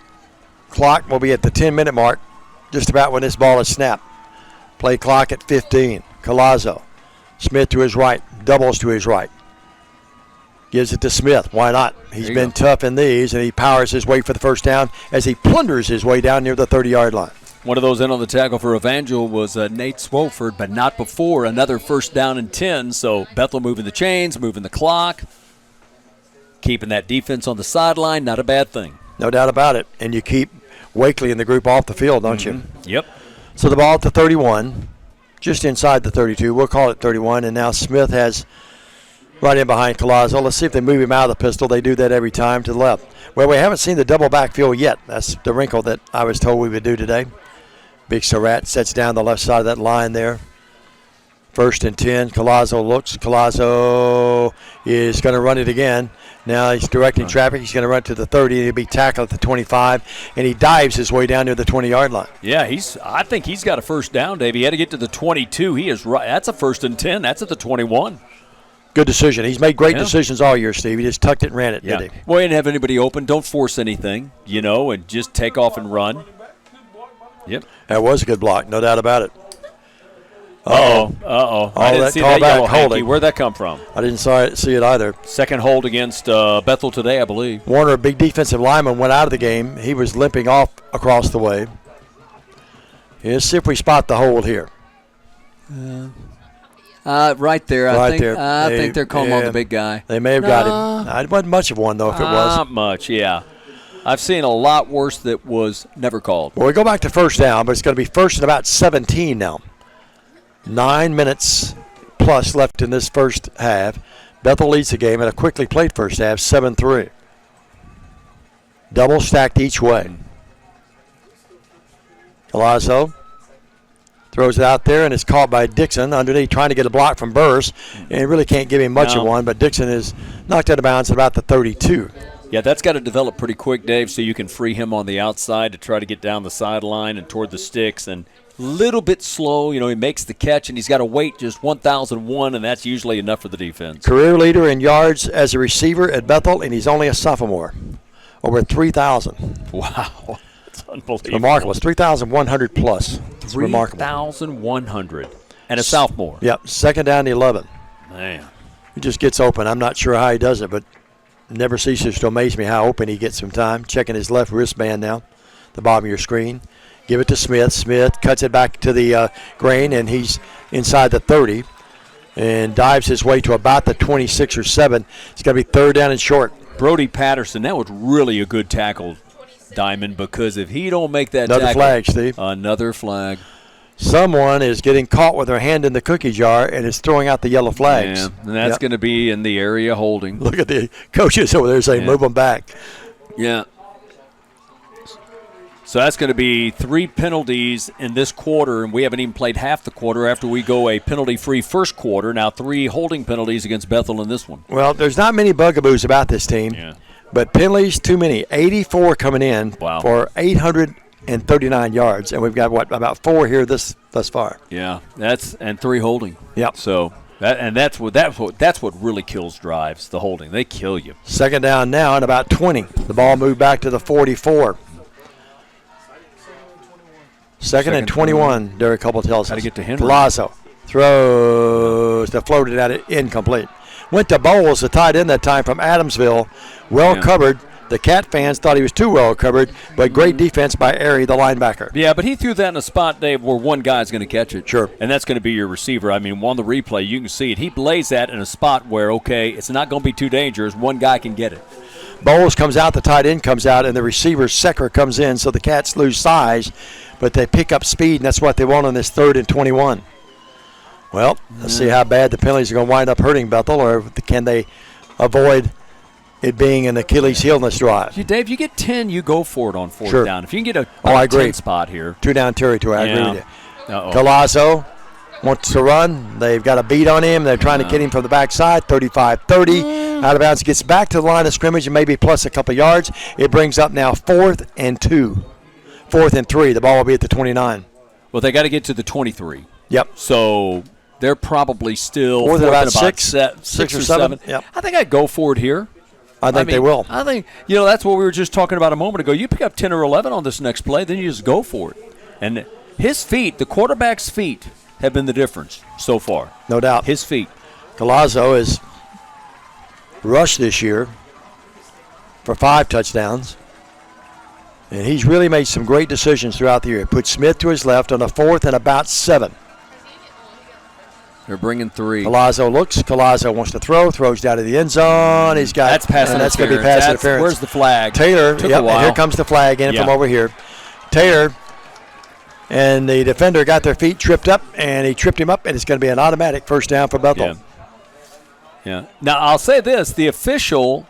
This is being a longer discussion than I like between officials, because the official, the closest one to him, said nothing. He didn't throw the flag. This is too long of a discussion. Sometimes that gets overturned. Let's see what Mr. Hickey, the referee, is going to sort out here. They're signaling pass interference. Yep. But it was a long discussion, and that sometimes worries me. Center ran up his feet a little bit. Would you agree? He did. Yeah. I mean, you can't. I understand sometimes legs get tangled. I get it, but still, you can't do that. Boy, Coach Chuck, he's not happy across the way, is he? He's really irate at that call. Oh my goodness! At about the 20-yard line. Did you watch the replay? I saw the replay. We might have caught a break. They might have just got their feet tangled up. I think that's that what might have been an oops. I think that's what the coaching staff across the way is saying. That was an oops. Well, despite all that, no matter who you pull for, the ball's going to be inside the 15. It's going to be 1st and 10 to the 14-yard line. Well, the Cat drive has new life. It's been an interesting drive, hasn't it? It's been one of penalties. Uphill, downhill, Yeah. It's like a roller coaster. It's going to be 1st and 10 at the 14-yard line. Collazo drops. Collazo in the pocket. Oh, yeah. And he's going to be caught and stopped for about a yard loss at the 15-yard line. A sack there. Was that? That's going to be defensive lineman Zach Myers. Myers got him? Yeah. Myers fought off the block, then came off the backside and made the play. Stuck with it, didn't he? Great play. Yeah. Outstanding play by Myers. A little bit one reason I think we're seeing the quarterback having to use his feet so much is because everyone's so well covered, because they're rushing 3. Yeah. So they're laying 8. And so when you're rushing 3, it's just going to be tougher to find that receiver because the coverage is going to be a little better. Sure. And they're doing a good job. Goes back to Collazo just getting what he can. You stay in your zone. If you stay in your zone, it just makes it more difficult. Yeah. Dixon, top of your screen, far side right. Taylor here to the near side, the guy that had the pass interference call for him a moment ago. Collazo gives it to Smith. Smith has and now we have a whistle before timeout. Bethel. Well, there was a hole there too, wasn't it? Mm-hmm. Timeout the Cats. 6:34. We'll take one with them. 7-3. Wildcats lead the game, and they're deep in Evangel territory. When we come back after this 30, stay with us on the Bethel Football Network. Okay. Now on the walking track over there, guys.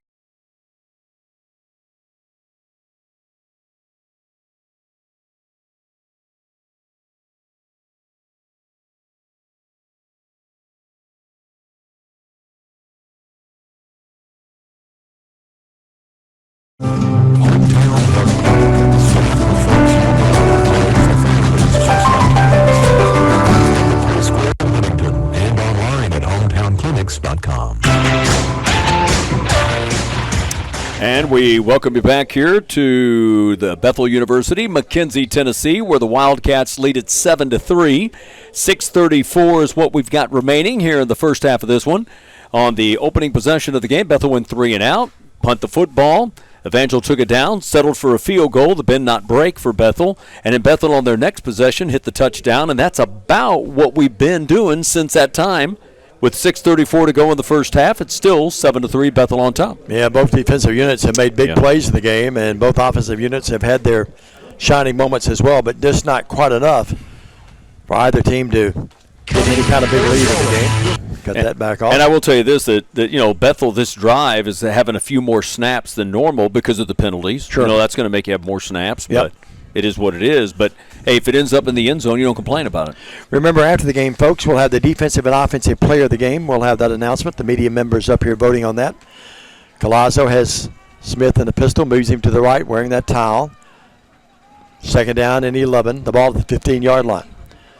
Hand off Smith. Smith cannot break the initial tackle that time. He does get positive yards with a good wrap-up tackle that time by Clayton Uber. Dade, we're going to go with a third down and a long 5. Nice run by Smith. He's been hard to tackle for them today. Maybe it's the power of the towel. Bowles in the game. Secker comes out. So Bethel will go with the double tight end set. And it's going to be Dixon and Burris, far side right. Near side to the home crowd will be Taylor. And they go with Bowles, the tight end on the right side, Adamsville Cardinal. Here is Collazo. Collazo has the snap, looks, throws in the end zone, and it is caught at the 1-yard line. What a diving catch that's Taylor. Yep. And Taylor makes his 62nd catch of the year. From Grandview, Indiana, transferred in from Cumberland U. Boy, that's a bullet, a low bullet thrown by Collazo. A bullet and a BB. One guy was going to catch it, right? First and goal. It's going to be Martese Smith time, I would think, here, following that offensive line. Collazo gives it to Smith. Smith plunges. Is Smith in? Let's wait and see. No sign yet. Yeah. And now they say, touchdown, Cats. He got in there. Boy, that's huge. Because, man, just think about all the obstacles Bethel overcomes on that. 3 holds, right, on that one? Sure. 3 holds on just that possession alone. You convert a big third down. Quarterback kept the feet moving, kept the drive alive. And so Bethel now goes up by 2 possessions, up 13-3 at the 5:27 mark. That was a long time-consuming drive, too, wasn't it? Yeah, I don't know how many minutes it was, but Hubble will let us know. It was a bunch. Welch in to attempt the PAT. This would be his 99th point of the year if he can knock it through. The snap is back. The kick is up into that north end zone. It sails, and it is good. It's a 14-3 Bethel lead. 5:27 in the first half. Cats putting a little distance with them. Long way to go, even in the half, though. Stay with us. This is Bethel Football on the Bethel Football Network. Your first move should take you to Taylor Real Estate and Auction on East Main and Huntingdon. With Taylor Real Estate and Auction, knowing where to begin is the key to real estate satisfaction. And no one does it better than Taylor Real Estate and Auction. Their hours are Monday through Friday from 8 to 5, and appointments can be made for other days and times. So whether you're in the market for real estate or looking for an auction company, call 986-8578. Knowledge is power. Taylor Real Estate and Auction.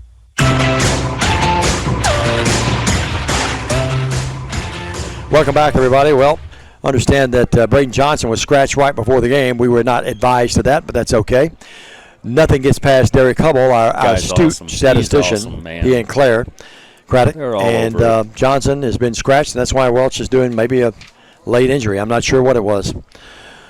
We'll find out later, I assume. Here is the kick, and it's going to be gathered in at about the 12, 13-yard line, evading the would-be tackler and moving up to about the 25 will be the returner. And there the Valor will have it, 1st and 10. I'll tell you, Evangel caught a little bit of a break because there's a little shove in the back. Yeah. They could have threw a yellow hanky on. I didn't see it. But so has Evangel committed a penalty in the game? No. I don't think they have. I think there's been 4 penalties, or all 4 against Bethel. 3 holds, I know. You know, Steve, in 2018 when Bethel lost, there was a pass interference. That's exactly right. And that was a big one, too. That was a huge one. I don't know how we got overlooked it. that. Thank you, Brother Hubble. Back when Kaiser come in and beat Bethel, upset them in 2018, there was a lot of penalties and a lot of mistakes, 7 fumbles in the game. And then last year, Bethel had a couple of snafus that hurt them. Now here's a handoff, and not much at all there as a host of Cats. And a flag lays at the 24-yard line in front of the Evangel bench. I'll tell you what I think that was. Watch the replay. Well, Dylan Hester got an early start, but I think he started upfield too quick. Yeah, they don't like you to have that head start. I think that's what they're going to call. Let's wait and see. Mr. Hickey will tell us. At some point. We've had fairly good success. Yeah. Well, yeah, it is. He started upfield too soon, guys. Yep, that's exactly what. Well, they might decline that. Can we get that replay again one time, guys? With that replay one last. Here you go. Watch him, guys. Watch him.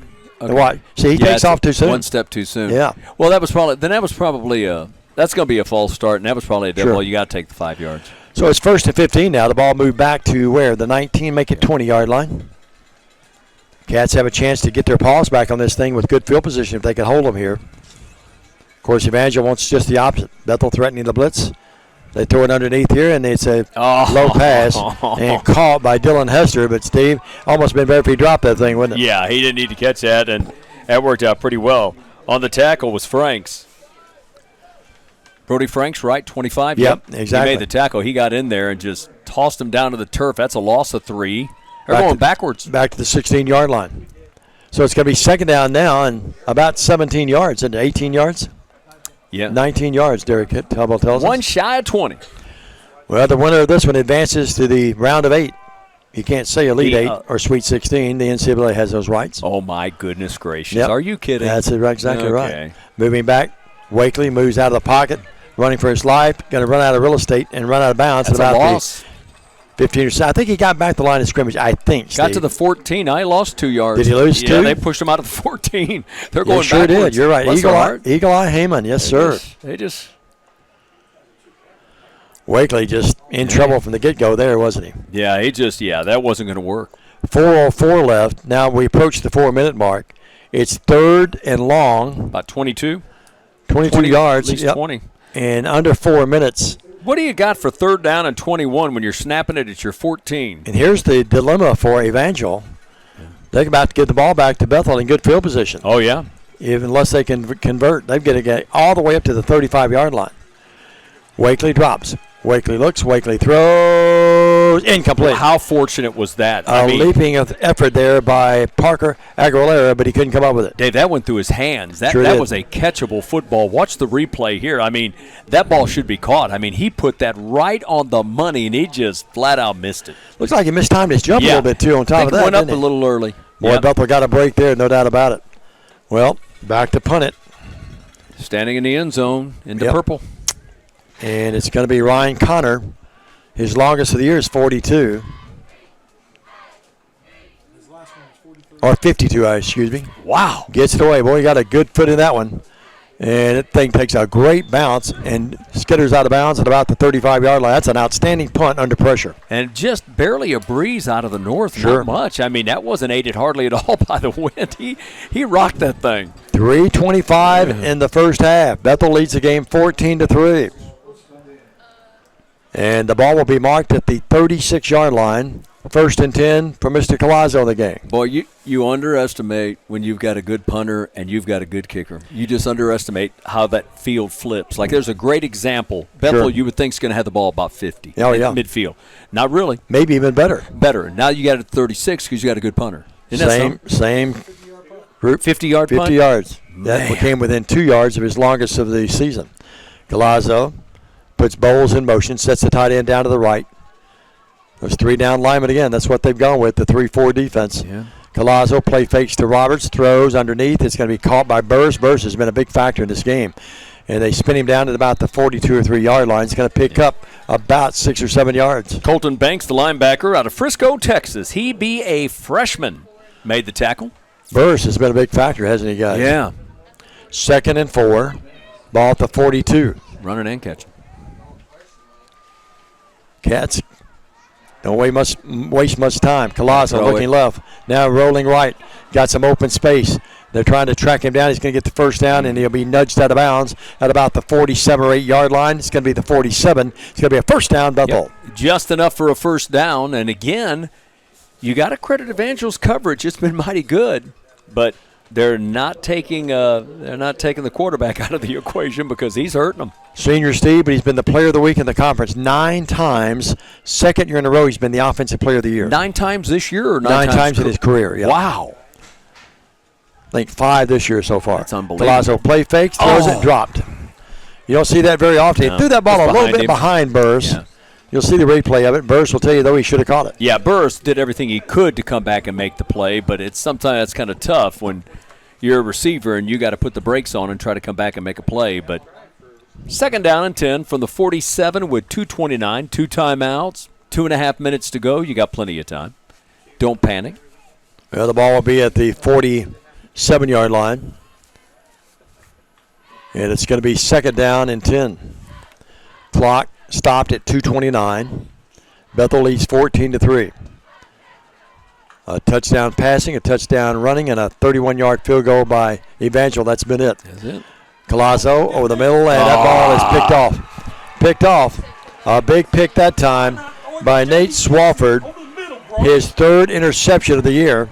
And Swafford, the young man from Ava, Missouri, Steve, read it beautifully, and Colazo, ill-advised pass that time. Yeah, Nate Swafford stepped in and made the pick. He read it all the way, Dave. That's just a good job. Let's see the replays to see if he threw that ball that poorly, or was it just a receiver didn't do what? Maybe they're out of tune. I'm not sure. I'll just say he read it pretty well. I mean, Okay. that defensive back did a good job of coming up and making a play. But, boy, that's kind of tough because you were thinking Bethel could really kind of put the hurt in there. Sure. Because, remember, Evangel gets the ball to begin the second half because Bethel had it and went 3 and out to open. And that gives the Valor some momentum, too. Yeah. And good field position, 5 too. wideouts, 2 top left, 3 at the bottom of the screen. Burns threatens the blitz. They pick him up. Could have been a hole there, too. And now here's the pass downfield, and the receiver is bumped. Let me share something with you. Let me tell you what that wide receiver did. That wide receiver stopped his pattern just enough to let the guy bump him in the back. Watch. Sometimes receivers are pretty smart. You know, the coaching staff of Evangel, they're copying their plea over there. Yeah. Now, the receiver, what he did is he's sprinting, and then at the last second he tries to put some brakes on. Well, of course that guy's going to run into you. It's going to happen. I mean, that's a good job. I think that's a good no call by the officials. It really was. Second down and 10. The ball back to the 43 again. The Valor down 14-3, trying to get something late here in this second stanza. 2:17, all that remains. They bit the big tight end in motion. Boy, he's a big one. He ain't kidding. Here's Wakely rolling, Wakely throwing, and it's going to be caught. The receiver did a good job coming back to help his receiver. Maybe he got it. And it's a nice catch, Stephen, by Brock Lyle. Second catch of the day, and he got the ball at the 45-yard line and out of bounds there. It's going to be 1st and 10, new life for Wakely in the game. That's just throwing the ball to a spot, knowing that your receiver's coming back to the ball, and that's exactly what he did. That quarterback's pretty good, and that's why they're 11-0 too. Yeah, no doubt about it. Yeah, 2,600-plus yards on the year.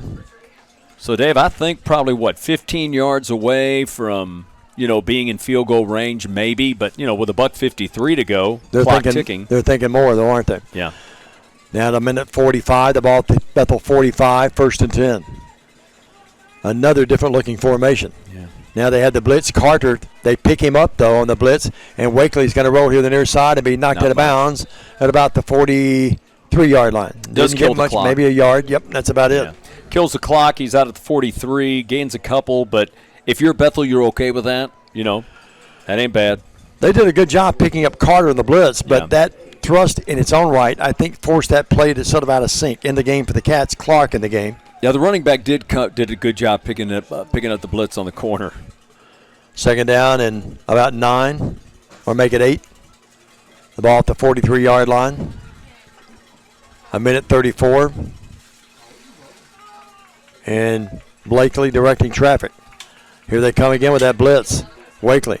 Oh, someone got a hand on it. Someone got a tip on it. We'll see who got it. I think it's going to be, Steven. I think it's Nelson Lewis. I think 56. That's Nelson Lewis. Yeah, 56. Dave, I'm going to tell you, too, if they show the replay here, he's got some room. If that ball's complete, he's down the sideline for several. Well, there's no doubt about it. When Bethel watched the films of this group, Evangel, they thought we got to put pressure on Wakely, and we blitzed a lot more today. Hubble, would you agree we blitzed more in this half than we did in most games this year, haven't we? And nothing wrong with that. No. Until, it comes back to haunt you and they hit a pass, a big one, but that hadn't happened. 3rd down and 8. The ball at the 43-yard line, a minute 30 all that remains in the half. 14-3 Bethel. Here's Wakely dropping back, stays in the pocket this time, throws it incomplete.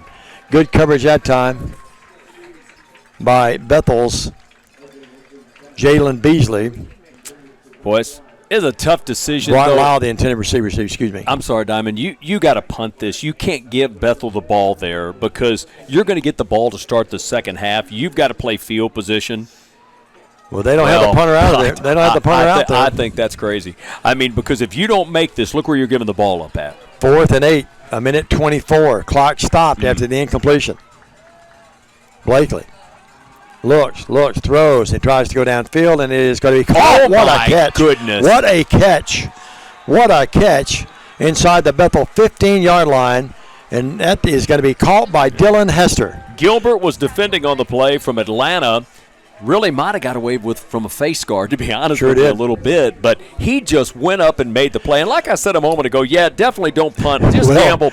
And when you've got a guy that's thrown over 2,600 yards and you've got the KCAC Offensive Player of the Year in Hester, that's why you go to him, I guess. That's why you throw the rock to him. That's right. First down to hit the ball at the 12-yard line.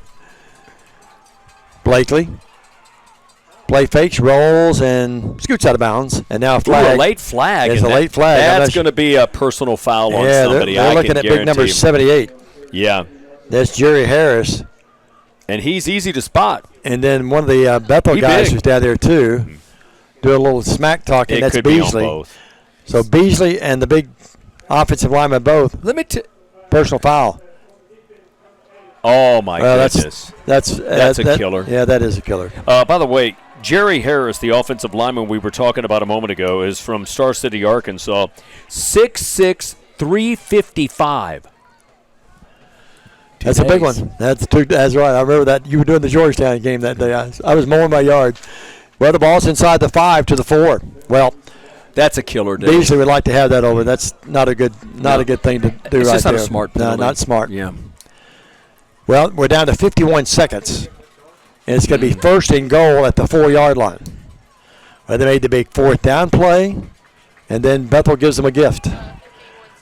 They go that little pass this time, and they're going to go to the receiver. He's going to be circled back to left. Frank's trying to get him. He's going to score. He came to the right, no flags, and into the end zone, scooting in. That's going to be a forward pass to Brock Lyle.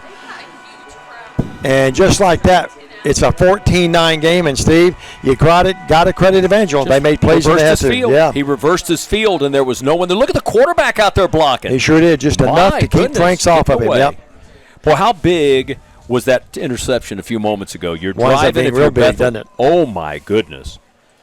Well, that's points off a turnover. Sure right is. There. Points off a turnover. So it's 14-9, your score now. Here's the PAT. Make it 14-10. We take a quick 30. It's a 14-10 game. And not that Evangel is out of it, but they're right back in it, only down by 4. And a little smack talking now going on between the teams. We don't need that, guys, on either side. Back up to this 30 on the Bethel Football Network. Well, as we like to say in the South, well, Dad.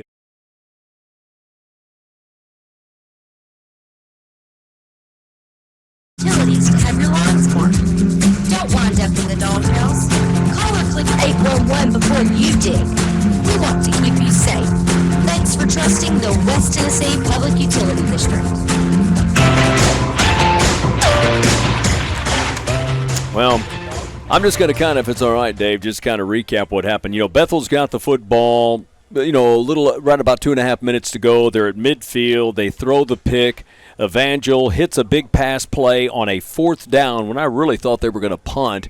And then you get the face mask penalty, and then they score on just a great job by the running back coming back after having no room. And look where we are, 14-10. And here's the kick. It's a short one. And at about the 20-yard line, coming right at us, will be Gilbert. Gilbert to the 25, to the 30, to the 35, on his feet to the 40. And they finally get him down near midfield. How about Demetrius Gilbert? He's exciting. I don't understand the short kick there. I don't either. To be honest, Dave. I mean, because, look, there's 43 seconds. That's a little bit of time. If they have a decent return, and Bethel did, to midfield, now you're giving them a chance to put points on the board. See what Bethel did, too, on that replay there. Bethel moved everyone up a little bit more, too. Right, exactly. Moved them up enough that it had Gilbert catching it on the run. So the ball at the 49-yard line. They're on 49. Edwards, a 31-yard field goal, first quarter for Evangel. Dixon for Colazzo, 63-yard drive, 32-yard catch. Then Smith, a 1-yard run. That was a 14-3 game. Then the 4-yard Lyle to, who was it that caught that? From Blakely. On the pass play a moment ago, 4 yards. It almost makes you think it's a run, but it wasn't. Now they get pressure on Colazzo. He throws, incomplete. A little bit high. The pressure made him throw it high and outside. Taylor couldn't come up with it. Yeah, Jalen Taylor, the intended receiver. That was just That's no fault, really, of anybody. Quarterback's just trying to get rid of the ball. You made a great point, too, Steve Heyman. You know, Bethel's got the ball near midfield, plenty of time. If they go down and make it 21-3, this game would really be, I think, in dire jeopardy for Evangel. They made the big interception. They turned the game back around, didn't it? Interception, and then they convert that fourth down play with a big pass. Because I was questioning that, thinking you're going to give the ball up in midfield? Yeah, you sure did, but that's why that kid's a conference offensive player of the year, I guess. You got it. Galazzo over the middle to Secker. Secker caught it, and I think he's got the first down. I think, no, he's going to be a little short. You're right. Yeah, now Bethel's got to hurry. Bethel's got 2 timeouts, but there's a 19-18. Oh, they got to get a timeout, Dave. Yeah, they do. Bethel trying to get Welch in range here. Yeah. 11-15, longest is 42. Let's remind you that today's game being brought to you in part by Carroll Bank and Trust, West Tennessee Public Utilities, Centennial Bank, Thomas and Mark Smith, great friends of ours, Family Practice Optometry, City Florist, Pepsi Mid-America, Anchor Bus Lines, Trevathan's, Rival Sports Bar and Grill, Nikki Joe Stafford, State Farm Insurance, and Hometown Hangout. Hometown Hangout is our press box coordinator today, so really we need to say in the second half every time we come back. Hey, wait a minute. We're back at the Hometown Hangout press box. They didn't provide the meal, did they? They did, yes. Holy cow, that was one of the best burgers I've ever had. That was just about, it was right up there with the green bean casserole from Thanksgiving. Did you get green bean? Did you get some of that? No, I remember you used to say that all the time. I never eat green bean casserole. You don't like green bean casserole? You know that. Oh, Diamond, you got to get you some green bean casserole. 42-yard line. See? Down at about 2. Claire likes it. I do too. Of course, the biggest thing with Steve Heyman through the years is when we had a meal, the biggest thing about it was free. Yeah. If there's no cost, it is a whole lot better. 42-yard line. I'll tell you, I went by Majestic Steakhouse in Trenton last night, and Stan asked me about it. I said, no, Heyman and I, we had a deal there. Yeah. Down in 2. Yeah. Here's Galazzo. Galazzo on the 3rd down and 2. Plenty of time. Got to get rid of Now he's rushed out of there, and he's going to get the first down. He's going to go 35 to 30. Inside, he's all the way down inside the 25-yard line. Ready to go out of bounds with 6 seconds, and that's going to put Welch in field goal territory. Yeah, you go ahead and bring your kicker out with 6 seconds. Wow. That's a great job by the quarterback getting into field goal range right there and getting down the sideline. Man, that's just a fabulous job. Stevie had the touchdown pass, but his legs have been more effective today than his arm. It'll be marked at the 29. It'll be a 39-yard field goal attempt by Welch. What do we use rush for today? We'll find out. We'll double check at halftime. Yeah, no doubt. 39-yard field goal attempt by Welch. Hash mark left.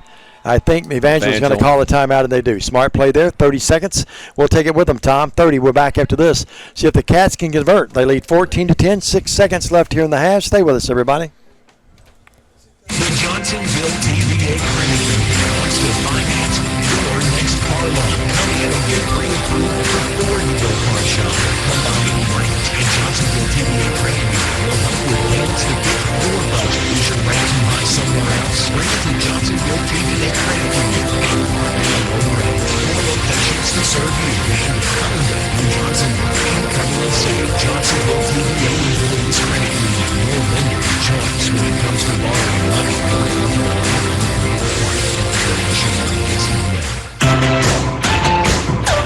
Well, here we go. We're back at the Hometown Hangout press box. Ball at the 29. A 39-yard attempt by Welch. Strother, the holder. And the snap forthcoming. Back. Kick up. Does it have the accuracy? It has the range. It is no good. To the Off left. to the left. And that's a win in a way, obviously, for the defensive unit of the Evangel Valor. We've got a good one. They'll have the ball when we begin the third quarter. 14-10 your score. Back after this 2-minute break with our halftime activities from Wildcat Stadium. Stay with us on the Bethel Football Network. Refinance a home, or maybe you need a home equity line of credit. Call the folks at Holly Credit Union and talk to one of their experienced loan officers. At Holly Credit Union, their goal is to provide members with low-cost, high-quality financial services in a friendly, personal environment. So call them today at 644-9031 to schedule an appointment to discuss your home loan situation. That's Holly Credit Union. Deposit insured by NCUA, Equal Housing Lender. Visit Holly Credit Union of Paris. Are you always on the go trying to cram a job, picking up the kids, and all of your other errands into an 8-hour day? Carroll Bank and Trust is proud to offer mobile banking that allows you to bank on the go and make banking convenient for you. The mobile app allows you to check your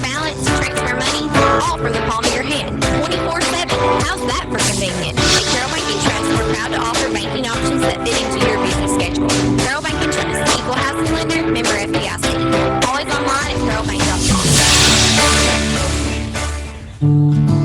We're proud to call Huntington one of our newer hometowns. In serving Huntington and all of Carroll County, Hometown Health Clinic is open on McCoy Square, featuring family practice, internal medicine, pediatrics, liver health, a Suboxone program, and confinement care. Hometown Health Clinic, safe, affectionate hospital plan for families just like yours. McCoy Square in Huntington and online at hometownclinics.com. Your first move should take you to Taylor Real Estate and Auction on East Main and Huntington. The Taylor Real Estate and Auction, knowing where to begin is the key to real estate satisfaction, and no one does it better than Taylor Real Estate and Auction. Their hours are Monday through Friday from 8 to 5, and appointments can be made for other days and times. So whether you're in the market for real estate or looking for an auction company, call 986-8578. Knowledge is power. Taylor Real Estate and Auction.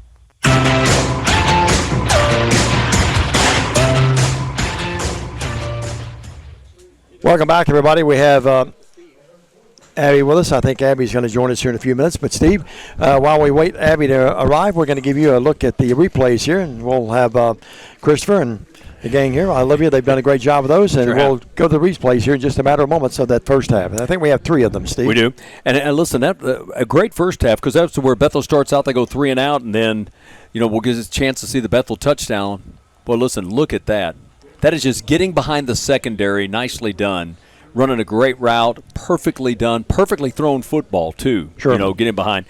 And then at the 5:27 mark of quarter number 2, Bethel again, this time going to keep it on the ground. And after what a score, right? Giving after giving up the field goal, you score 14 unanswered. And that was a drive that took so long. All the different penalties, up and downs in it too. Yes, had the 3 holds on that drive, and so it was a long drive. And then after the interception, after the big 4th down conversion, then you have this, and this receiver saying, this ain't going to work this side. Let me just reverse things, and I need a block from the quarterback. Just get in the way. There it is. Touchdown. Brock Lyle, great decision. He came this way, and it was shut down, and then went right back. Showed some good speed, too, didn't he? And credit the quarterback just getting in the way. A lot of times quarterbacks don't like to do that, but he did. That's why Paul pays these kids all this money back I'll here. tell you what, Paul, I'm going to give Paul a shout-out, man. He does a great job. Well, we're the Road Studios Absolutely. And the BallGame Blitz. We work with them in high school, and, of course, I know you're familiar with them, but what a great job they do here from the Hometown Hangout press box, as a matter of fact, and a great job. We'll take another break. Yes, Let's do this. Let's take a 2-minute break. We'll come back. Steve's going to give you stats.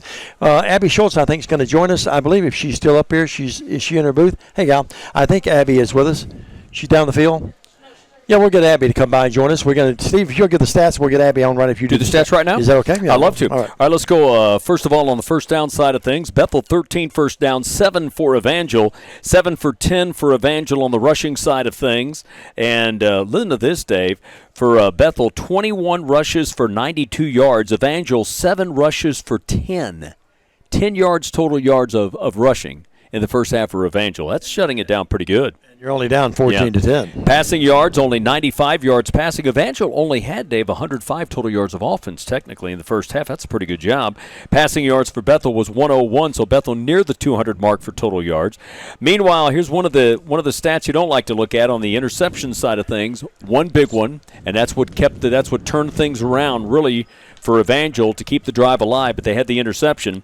On the fumbles lost, there were none. Nobody lost any. Penalty side of things, this is an OUCH. Bethel, 4 penalties, 31 yards. Evangel, 2 penalties for 20. Time of possession, Dave, almost 2-1. Bethel, 19:06. Evangel, 10:54. That's almost a 2-1 margin for Bethel. That's doing a good job hanging on to the football. 4th down efficiency, that was a given. You saw it. Evangel was 1 of 1. And on the 3rd down, 2 of 6 for Evangel, 6 of 8 for Bethel. Great job. I think Schwalford's interception, the mood changer, turned the game right back around, didn't it? Yeah, and then converting the 4th down, too. I mean, if they don't convert the 4th down play, that interception doesn't kill you. But when they convert that 4th down, when I was saying, please punt the ball. Well, I agree with you. I thought they should have punted too. But when you had the KCAC Offensive Player of the Year, they went right to him, and he made the big catch. And he went up too. and made the catch. Great. It was great coverage. And then the Lyle reversal was a great one as well. Great job, Steve. Thank you, man. All right, let's take a 1-minute break. We'll be back. We're at halftime. The Cats lead the Valor 14-10. When we come back, a very special guest from the NAIA. We'll talk to a lovely young lady right after this. 1 minute message on the Bethel Football Network. Doggone it. Did you forget to call 811 before you started digging? 811 is free, easy, and the law. 811 will contact all underground utilities to have your lines marked. Don't wind up in the doghouse. Call or click 811 before you dig. We want to keep you safe. Thanks for trusting the West Tennessee Public Utility District.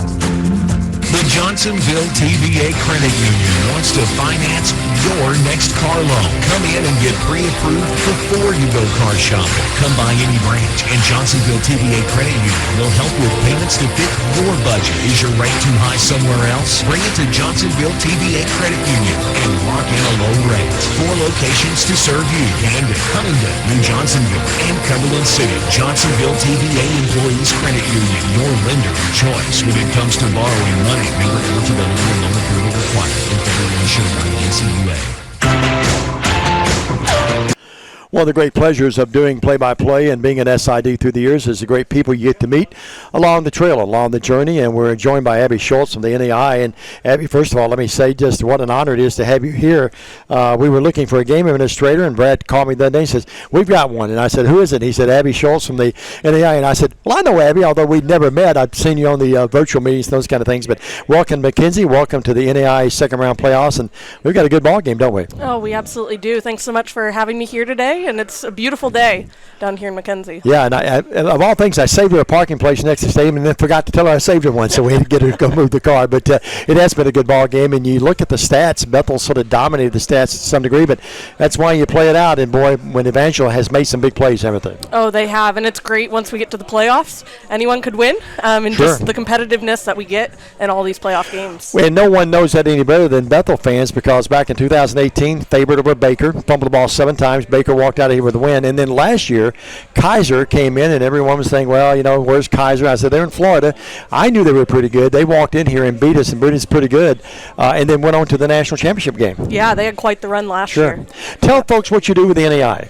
Yeah, I'm a championship sport manager, and I work with football, women's basketball, and softball teams. Work with the coaches, and then help put on the national championships. You mentioned women's basketball. You asked about Chris Nelson. I know he's probably listening, coming back from, well, he's been out of town. Just let me leave it at that. But I know you think a lot of Chris. Yeah, Chris has been great to work with. He serves on our national selection committee, Sure. and so I'm able to work with him at the national office. I tell you, and I say this in a lighter way, but I used to I still kid Chris a little bit. He and Ginger Corbin and Russ Davis out at Vanguard, I used to say, I know you guys manipulate that poll. Oh, all 3 of them have been so fun to work with over the years. And I'm glad Russ is doing better. He's had some health issues, yeah. Yep. And then Ginger, she's a legend already and still coaching and doing a great job. Yeah, she's a legend. Yeah. And your role here today, tell the folks what you're doing here today. Yeah, I'm serving as the game committeeman for this game. So I have game committeemen. I have one person at every site as a neutral game administrator. Sure. So in the event, hopefully I'm not needed, but just kind of working with the coaches and administrators. And someone's got to be out in Kansas City and keep Jeff Melton and Brad Seiken straight, too, don't they? Yeah. You guys do a great job. I mean, you really keep us informed, our SIDs all over the country, but really easy to work with and easy to work for. I feel like we work for you guys along with you as well, but it's a really tough job. I know what y'all do with all the schools. It's a tough job for SIDs this day and age, too, because there's so many things that have been added to the platter with the video and all the social media, but you got to love it or you wouldn't do it, would you? Absolutely, but it's been so great to be able to get to know people and be able to meet face-to-face. Sure, yeah. We do so many Zoom calls and virtual meetings that being able to be out on site, it's a complete joy to be here. Nice to recognize the champion of character today. I know Mr. Foster on their side and Mr. Welch on our side, but the NAIA really does put a lot of emphasis on the champion of characters moniker, don't we? Yeah, absolutely. And our champions of character, it's a staple of us throughout all of our sports, Sure. so it's great to be able to honor them postseason play. Now, you mentioned women's basketball. I guess after football, of course, we got a long way to go yet. The round of 8 coming up after this round of 16, and then the final 4, the round of 4, then the final in Durham, North Carolina. Will you be going to Durham later, you think? Yes. Yeah. Yep, I'll be in Durham. Well, I'm a Kentucky fan, but I would like to go down there for 2 reasons. Number one, I'd like to see Bethel playing for the national title, and number 2, I'd like to go take a few pictures of the Duke campus. Yeah. Oh, yeah. Yep. Exactly. It's beautiful out there, so we're excited to But women's go. basketball, I guess, would be the next thing on your agenda, probably? It would be. Yep, and that'll be coming up here pretty soon at the new year. It really will be. You look at it and you think, well, it's just November, and you look up, it'll be February, March, won't it? Yeah. Exactly. Well, it's been great to have you here today. It's been great to meet you, and I know that our staff has been, my gals came up early and said, boy, I really like her, but you have some SID, an SID pass too, don't you? I do, yep. I served as 1 year at Indiana Wesleyan. Yep. You went 1 year. I've gone 31 now, so I think you got the better end of that slice. But it's been great to have you here, and your thoughts about the second half. Yeah, I'm just excited to, again, see two really competitive teams play, and it's great just to be able to be out here and see it live. Yeah, and only halftime, we have to come up with that offensive and defensive player of the game, and right now I couldn't put even a handle on who I would go with right now because we got a lot of football to play, Faye, but we've had some stars. I mean, Colossal's been great for Bethel. You look at the catch the kid made that's the conference offensive player of the year, and certainly you look at him, and I mean, their linebackers are really good. Bethel's defensive line is really good, so there's a lot of people to choose from, isn't it? Yeah, yep. It's kind of up in the air at this point. So the highlight of your day, you tell me, is meeting our tennis coach too, right? Derek Cole. Yeah, it's been great to be able to meet all of you guys up here today. Great to have you with us. Awesome. All right, thank you. Abby Schultz with us. We'll come back. Let's take a 2-minute break. We'll come back and take another look at those stats, and we'll also set the stage for the second half. This is Bethel football and Evangel football on the NAIA network. Stay with us, everybody. If you're looking to purchase or refinance a home, or maybe you need a home equity line of credit, call the folks at Holly Credit Union and talk to one of their experienced loan officers. At Holly Credit Union, their goal is to provide members with low-cost, high-quality financial services in a friendly, personal environment. So call them today at 644-9031 to schedule an appointment to discuss your home loan situation. That's Holly Credit Union. Deposit insured by NCUA, Equal Housing Lender. Visit Holly Credit Union of Paris. Are you always on the go trying to cram a job, picking up the kids, and all of your other errands into an 8-hour day? Carol Bank & Trust is proud to offer mobile banking that allows you to bank on the go and make banking convenient for you. The mobile app allows you to check your balance, transfer money, all from the palm of your hand, 24/7. How's that for convenient? At Carol Bank & Trust, we're proud to offer banking options that fit into your busy schedule. Carol Bank & Trust, Equal Housing Lender, member FDIC. Always online at carolbank.com. We're proud to call Huntington one of our new hometowns. And serving Huntington and all of Carroll County, Hometown Health Clinic is open on Moore Square, featuring family practice, internal medicine, pediatrics, mental health, a Suboxone program, and consultant care. Hometown Health Clinic, safe, functional clinic for families just like yours. Moore Square in Huntington, and online at hometownclinics.com.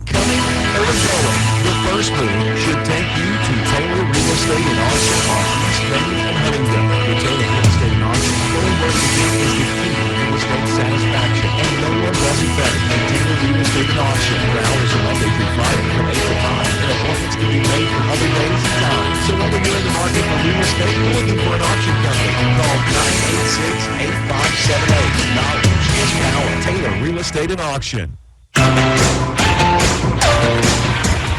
It is the Hometown Hangout Press Box, and they provided the meal. And let me just say, the way some of the people attacked that meal was about as good as we've seen some of these football players attack this game.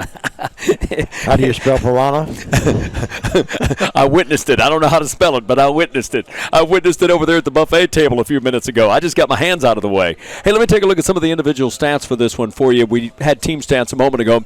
For the Evangel side of things, well, that quarterback is just absolutely, Wakely is 10 of 18, only 95 yards, so he's averaging really less, to be honest with you, than 10 yards a pass. But listen, he has been spot on in critical conditions. He has ran the ball on just 4 attempts for 8 yards. Meanwhile, the other person to carry the football is Sammy Robinson. They don't like to run the football. And I got to believe, and this is just me speaking, as we head into the second half, 2 things that I think Evangel's going to change. Number one, I wouldn't be shocked if they don't change that defensive look a little bit, maybe go with 4 down linemen. They've gone with 3 down linemen almost the entire time. We'll see. On the kicking side of things, just 1 field goal for Edwards for Evangel. He kicked a 31-yarder. Their punter, Ryan Connor, 2 punts, 93 yards, averaging 46.5 yards per kick. Ain't too bad whatsoever. For Bethel University on the passing side of things, Collazo 11 of 15, only 4 incompletions for 101 yards, 1 touchdown, 1 interception. 4 people have carried the football, including the quarterback. His feet have been the difference. Joaquin, 7 rushes, 32 yards. Meanwhile, Terrence Robert, 1 rush for 3. Smith, 10 rushes for 39 yards. And Burris, 3 rushes for a total of 18. Dixon's had 3 receptions for 43 yards, a 32-yarder, and a touchdown. Jalen Taylor, 2 receptions for 20 yards, the longest being 12. Smith, 1 reception for 12. Burris, 4 receptions for 17. And Will Seeker had a reception for 9. Welch did not make his only field goal attempt. That was right before the first half came to an end. But his punting, 1 punt for 41 yards, only 1 punt, and it went for 41 total yards. On the kickoff returns, Noel Patterson, 1 return for 9, and Demetrius had 1 kickoff return for 30. And on Evangel, Swofford leading the way. He has had 7 total tackles, and Swofford leading the way for Bethel University. Man, they have absolutely shared the wealth, but leading the way in tackles is Brody Franks with 3 and a ton with 1. I do believe that rhymed. And your score at the intermission with 3:49 before we begin the second half of this one is Bethel leading it by a score of 14-10 over Evangel. And as we get ready for the second half, so I think some of the adjustments, again, I'm gonna mention for Evangel, if I was them, and again, I'm not the head coach, but I'm going to be shocked if Evangel doesn't come up with a little something different as far as showing something a little bit different. I'm not saying you're going to change your defense, but if Evangel stays with 3 down linemen, Dave, I think they're going to have to do some different type of stunning with the linebackers. I wouldn't be shocked if they don't do a little bit something and show Bethel something a little bit different, because Bethel has had success running the football, and the quarterback has hurt him with the legs. Hasn't really just hurt him that bad with the pass, and I think the coverage for Evangel's been good, and I think it's been good because they've got 8 covering because they're only rushing 3. But I think if you want to stop the running attack, if I'm Evangel, you better come with a different look. 193 yards in total offense is not really bad, but if you told me that Bethel would only have 193 at halftime, I'd said we'd be trailing. If you told me that, if this makes any sense, Evangel will only have 105 total yards, I'd tell you that Bethel was leading by 3 or 4 touchdowns. That's right. So both teams have played good enough defensive. Sometimes numbers don't tell the whole tale. Not always. No, they really don't, because really that interception was huge. That interception was absolutely huge. Well, Tim Haney used to always call plays like that mood changers. And it really was a mood changer. It was. He was right. Because if Bethel takes that ball down and scores, it's a 21-3 ball game. And everything changes. And instead of it being 21-3, now it's 14-10. Evangel gets the ball to begin the second half. So Bethel's got to try to force them. I'm not saying they got to force them into a 3 and out. It's nothing like that. But I think Bethel's got to keep them on the scoreboard and force them into their 3rd punt of the ball game. Swofford leads the defensive charge for Evangel with 7 total tackles, 3 by Brody Franks for the Cats. About 1:55 before we kick it off. Evangel will have the ball. They lead the game 14-10. Let's take a 1-minute break along the line at WEIO 100.9 and thefarmradio.com. And on the BallGame Blitz in Worthy Road Studios, Dave McCulley, Steve Heyman. We're back with you right after this with the second half. Who's going to move on to the round of 8? We'll find out in about 40 minutes. Stay with us. This is the Bethel Football Network.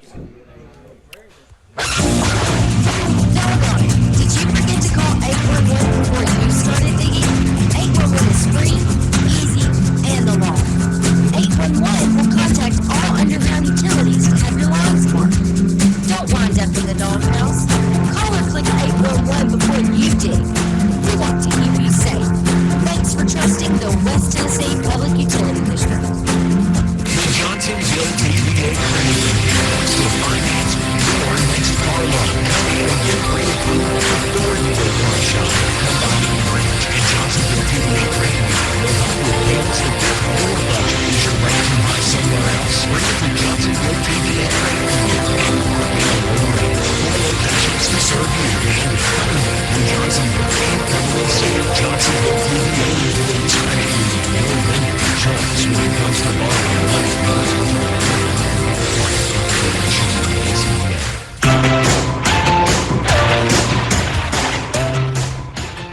Well, the McKenzie Rebels, congratulations. Not saying it just because Brad's up here, our senior athletic director, but his son, number 15, Drew Chappell, touchdown pass. And I'm saying it I congratulated him earlier, but what a great 3 years in a row and knocking on the door for a repeat. Yeah. 2 years ago, bring home the silver ball. Last year, brought home the gold ball. Going up against a really good South Pittsburgh team. There's no question. They're really, really good. They're in it almost every year. You know, South Pittsburgh, you hear their name every single year.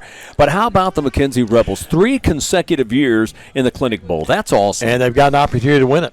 I hope so. I mean, you're there, so a chance to win it, no doubt about it. I like to see them gold balls come to this side of the river. You know, I'm a fan of that, okay? Now, Brad's lovely wife, Christy, is a huge Alabama fan.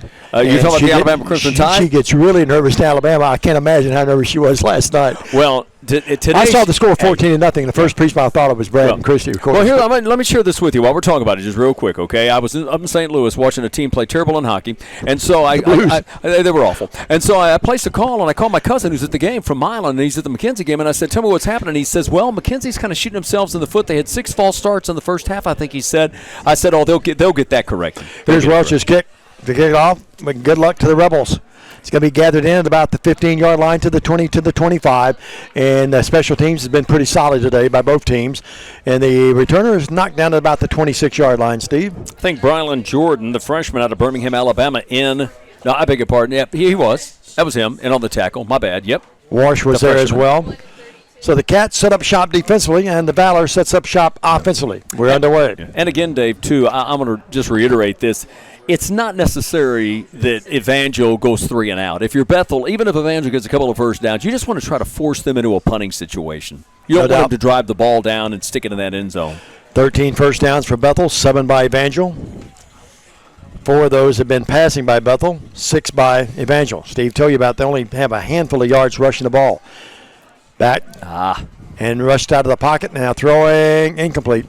Did a good job just throwing that out of bounds. He was pressured, the quarterback Wakely, and the Cat defense again. Steve, the coverage by both defensive secondaries has been pretty solid today, hasn't it? Other than that one breakdown that Dixon scored on. That is a great point. As a matter of fact, if you were to ask me, okay, what's the most impressive thing on both sides of the ball? That's exactly what I would tell you. The defensive coverage of both secondaries have been great. It's been a coverage game, hasn't it? Yeah, and I love that. I love it. Second down, the ball at the 27-yard line, 2nd and 10.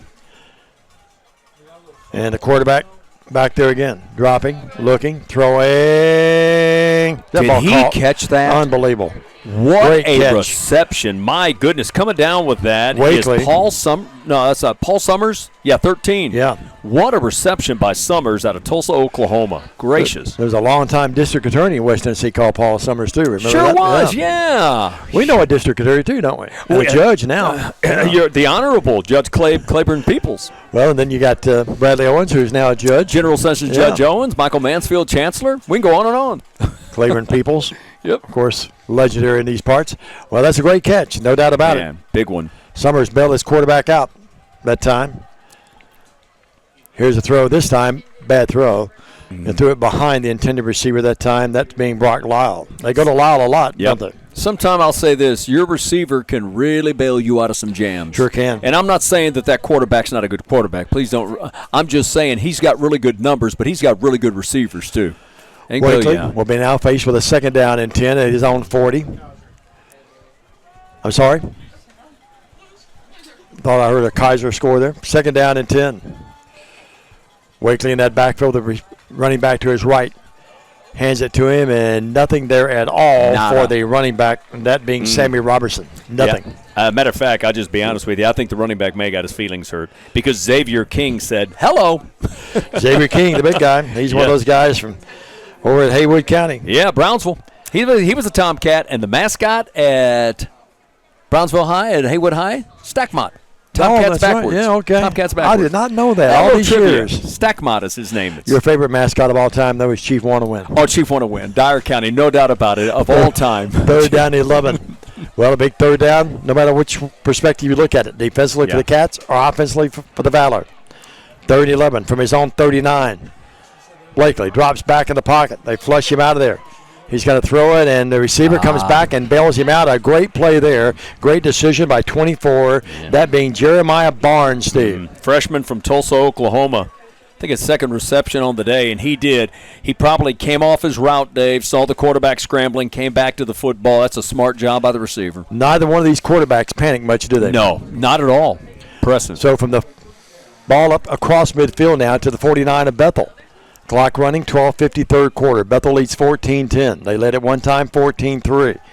Blakely looks, little Peyton Manning nervous feet back there. Now he's going to run and evade the would-be tackler. He's going to come at us. He's got some open space. Now he throws it, and the ball is caught. My goodness. What a catch. What a catch by, you wonder why he's named the KCAC Offensive Player of the Year? That's why.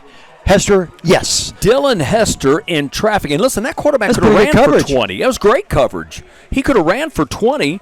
Hester just absolutely went up and got the football. The senior from Stratford, Missouri. Wow. And it was not bad coverage by Bethel. Good coverage. I mean, he just went up and got it. Hey, and listen, the quarterback did put it in a spot that he was going to make the catch, too. Wakely did a great job just keeping that play alive. Slot left. Doubles left. One receiver here to the near side. He went early. Here's the pass. Caught underneath. Almost intercepted. Ball I thought was caught, and then bobbing the ball up in midair was Paul Summers. And, boy, Evangel's lucky that ball wasn't picked off. I think Evangel's lucky because I thought the guy went early. They cut across the middle. I remember you saying that, yeah. I thought he went early, but. Well, the ball at the 24. 2nd and 10 there. Well, Steve, they've abandoned the running game, haven't you they, saw sir? my thunder. They said, wait a minute, if we're going to win this thing, we're going to throw it. We're throwing that thing. Throw that apple around a little bit. Fling it. 3 down linemen for the Cats. 11:48, clock stopped after the incompletion. They play the fake the jet sweep, and then the quarterback, Blakely, knocked down at about the 26. Yeah. Maybe a yard. No, he lost a couple of yards, didn't he? Darian Lewis in there on the tackle. Double 444, the sophomore from Brighton, Tennessee. He was a Cardinal. Kamari Lewis will come in the game. That's not too far from your neck of the woods where you grew up, right? From Arlington, yeah. Yeah. So it's 3rd down and 12. Clay caught him on the PA today. And it was going to be 3rd and 12. Well, I think with their kicker, and Dave, he's got a pretty good foot. They're probably in field goal range right there. The quarterback doesn't want to take a sack. Had a 31-yard earlier. 42 is his longest of the year. Okay, well that'd be a 43-yarder from there. So. And now timeout, I think, called by Evangel. We'll take one with them under 11. 10:58 in the third. 14-10 Bethel. Evangel threatening though. Back after this quick 30. This is Bethel and Evangel football on the Bethel Football Network.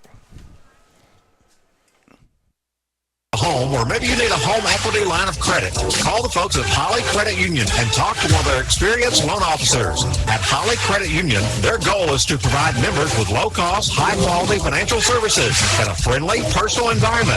So call them today at 644-9031 to schedule an appointment to discuss your home loan situation. That's Holly Credit Union. Deposit insured by NCUA, Equal Housing Lender. Visit Holly Credit Union of Paris.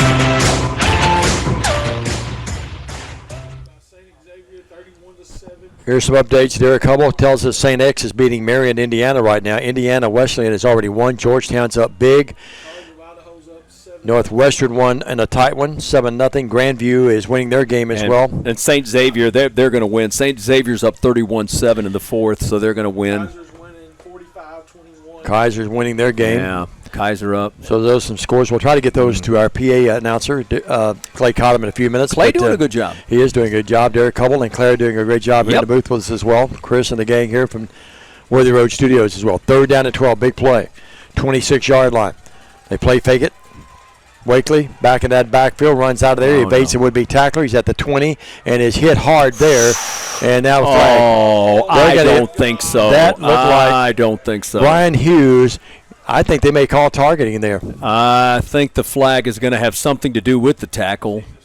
Here's the replay. Watch his right arm, Steve. Watch Hughes' right arm. Are you always on the And the quarterback is down. Well, here's the replay. Okay. Watch the end of the play, folks. Watch Hughes' right arm, I think. Actually, his left arm. Well, I'm not sure. Well, personal foul. Yep. They call it targeting. So is he ejected, Dave? Yeah, he is. And that's Bethel's leading tackler, Brian Hughes. Oh, my goodness. So Hughes is – and let me ask you this, Dave. If Bethel were fortunate enough to advance to next week, does he sit out the first half of next week's game? He does. Here's the replay again. Okay. And folks on both sides, have a gander at it. Let's take your thoughts. Here's Wakely. Did a good job evading the would-be tacklers, and then here is I'm not sure, guys. I'm really not sure about targeting. Let me share this with you. So many times, unless they call him, Steve, with a arm up under the face mask or something. Yeah, so many times, and I'm not trying to be critical, so many times that offensive player, running back, quarterback, they lower their head at the last minute, and you have no other choice. You're going to make helmet-to-helmet contact.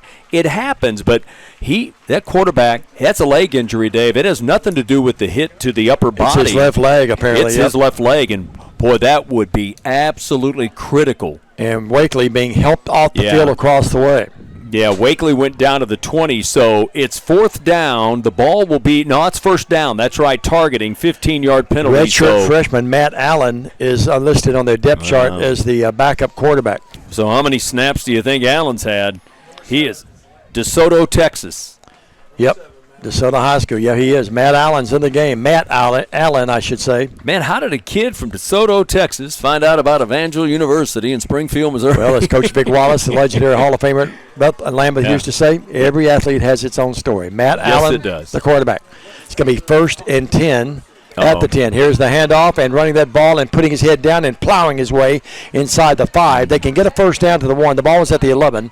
He's at about the 4-yard line. Yeah. It's got to be 2nd down and 3 for the first down, 2nd and 4 for a touchdown. You realize that was only their second rushing attempt by anybody but the quarterback. We're going to get Claire to put the glasses on Wakely, the quarterback, over that bench. Here's the handoff again. He in trouble. And in trouble. Bang! And a great tackle there by Nelson Lewis. Yep. Way to go, Nelson. Stop him at the 11. Nelson Lewis, Louis, from Moultrie, Georgia. Tusculum. Allen's a little bitty guy. It says 5'9", 205, so the weight's there, but he's like a spark plug, isn't he? Yeah. Boy, this is a big play. If you could force Evangel into a field goal here after they had the ball at about the 3 a moment ago, how big would that be? They can get a first down at the 1. 3rd down and about 8 for the first down and 9 for the touchdown. 9:44 clock running. Matt Allen, his team down 14-10. In replacing Wakely, who went out with the injury. They go with the sweep. That's not going to fool them. Now they're going to go for the halfback pass knockdown. Demetrius Gilbert, great job. Yeah. Knocked it down in the end zone. And they'll have to bring out the field goal unit, they being Evangel. Now, I want to tell you what that just told me. They don't have a lot of confidence in that quarterback. How many pass attempts did he just have? Sure didn't have much. They didn't have any there. In 3 snaps, he didn't throw it once. He handed it off. And then they they just tried the reverse where you're going to throw the football. Kind of makes you wonder how much they're going to let him throw it. The holder is Dawson Mock. The kicker is Edwards. It will be a field goal attempt, and it's got the distance, obviously, and it has the accuracy, and it is good. Straight on. That was what, Stephen? A 26-yard attempt. And he nailed it, and it's a 14-13 game with 9:25 left in the game in the third. Back after this 30 on the Bethel Football Network. Are you always on the go trying to cram a job, picking up the kids, and all of your other errands into an 8-hour day? Carol Bank & Trust is proud to offer mobile banking that allows you to bank on the go and make banking convenient for you. The mobile app allows you to check your balance, transfer money, all from the palm of your hand, 24/7. How's that for convenient? At Carol Bank & Trust, we're proud to offer banking options that fit into your busy schedule. Carol Bank & Trust, equal housing lender, member FDIC. Always online at carolbank.com.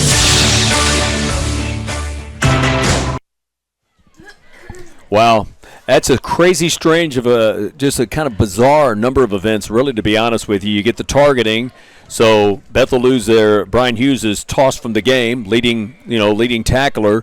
However, the worst news for Evangel, they've lost their quarterback. Don't know his status, Dave, but he went down and was helped off. I see the table there now. Claire and Hubble telling us he's at the table. He is at the table right near the 45-yard line. Here's the kick to Patterson. Patterson trying to turn on the afterburners and gets up to about the 26. He'll be stopped there by a group of Evangel Valor. And the tackle that time, Stephen, made by number 36, that being Corey Rogers. Corey Rogers, the tackle for Evangel. Noel Patterson. Ball at the 26-yard line, 1st and 10. Both teams have had the offensive units on the field for extended periods of time. That was almost a 6-minute drive. Sure was. Just about. Bethel had that advantage in the first half with possession minutes. Triples far side right, doubles here to the near side. Collazo. Boy, there's a big gap in those three-down linemen. They throw it underneath to Burris. Burris has that football. 30, 35, breaks the tackle to the 40. On his feet to the 44-yard line. 1st and 10, Bethel. Well, if you're wondering if Evangel was going to change out of their three-down linemen, the answer is no on the first snap. And Steve, they had some wide gaps there as well. I mean, Bethel taking advantage that time. They get Burris. Burris has been, I think, one of the stars of this game. Yeah. You're inviting them to run the football when you got gaps that wide and you've got three-down linemen. And your linebackers, look, Dave, there's nothing in the middle there. That's Burris' 5th catch of the game. Wow. And he's really been a factor. Here's Collazo throwing it behind, and the goodness. ball tipped up and almost intercepted and then almost caught again. It was a hot potato, boy. And listen, both teams pretty lucky that it didn't go one way or the other there. Yeah, you got two receivers in the same vicinity, and it bounces off the hands of one, then it hits the hands of the other receiver, then it bounces off his hands, and it hits the guy in the secondary.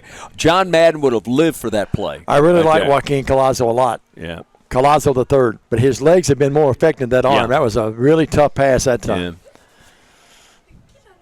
Whew, that was crazy. 2nd down and 10. That could have been bad news. Watching that replay makes you even look back at makes you even as much nervous as it was when it happened. Smith to the left of Collazo. 2nd down and 10. Collazo throws out here this time and incomplete. Boy, Burris paid the price there. Yeah. That's a clean hit by Turner. Behind the line of scrimmage. Crowd doesn't like it, but that's a clean hit. That's legal. You can watch a replay right here, Dave. That's behind the line of scrimmage, so you get a look at it right here. You can do that. Now, the Bethel crowd is saying, okay, you got our guy and threw him out for that kind of hit. Yeah. And the Bethel bench pleading their case down below us here. Yeah. If the argument is about pass interference, there's no argument there. Now, if the argument's about something different, maybe hitting him up around the maybe that. The face guard or that area, yeah. Boy, a big 3rd down play. See the Bethel bench there. 3rd down and 10, the ball at their own 42. 8:34 clock stop. They threaten the blitz. They've got everybody coming at Collazo. Collazo steps up in that pocket. Collazo wants to throw, does throw, and it's caught, and then I think dropped. Or was it caught? No, he caught it. He didn't drop it. I thought he dropped it, but he caught that football. And they're moving the chains. That's a 1st down for the Wildcats. That was Jalen Taylor.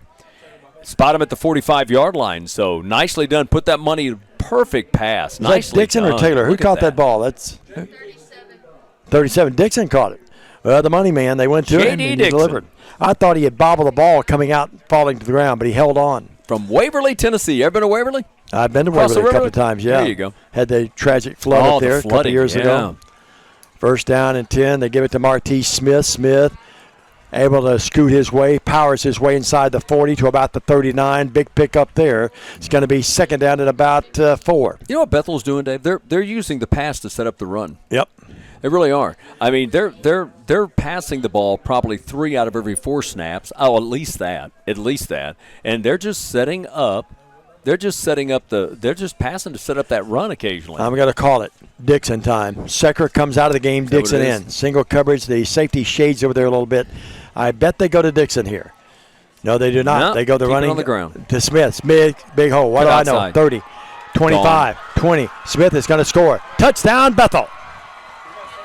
You know, that brought back some memories when you said Smith is going to score. many, many years ago, I remember someone else was going to score. How big was that? That's huge big touchdown. There, yeah. Wow. Smith. Wonder what the gas bill is on the Flames. That's awesome. 39-yard run, guys. Yep. 7:10 left, and the Cats trying to tack on the extra point. They lead the game now, 20-13. That was huge. Hey, this makes it an 8-point game. That means a touchdown and 2 is only going to tie you. Big PAT. Welch is almost automatic. 100th point coming up, Dave. Yep, sure is. In the 500th game Bethel's ever played. Snap, forthcoming back. Ball down, kick up, and that kick is up, and it is good. It's true. 21-13 Cats. 7:10 left. Be nice. Got a little scrub down to our left. All right, we'll take a 30-second break. Be back with Evangel on offense. Let's see if Mr. Wakely can return. We'll find out right after this. I don't think so. Back after this on the Bethel Football Network. I can't help.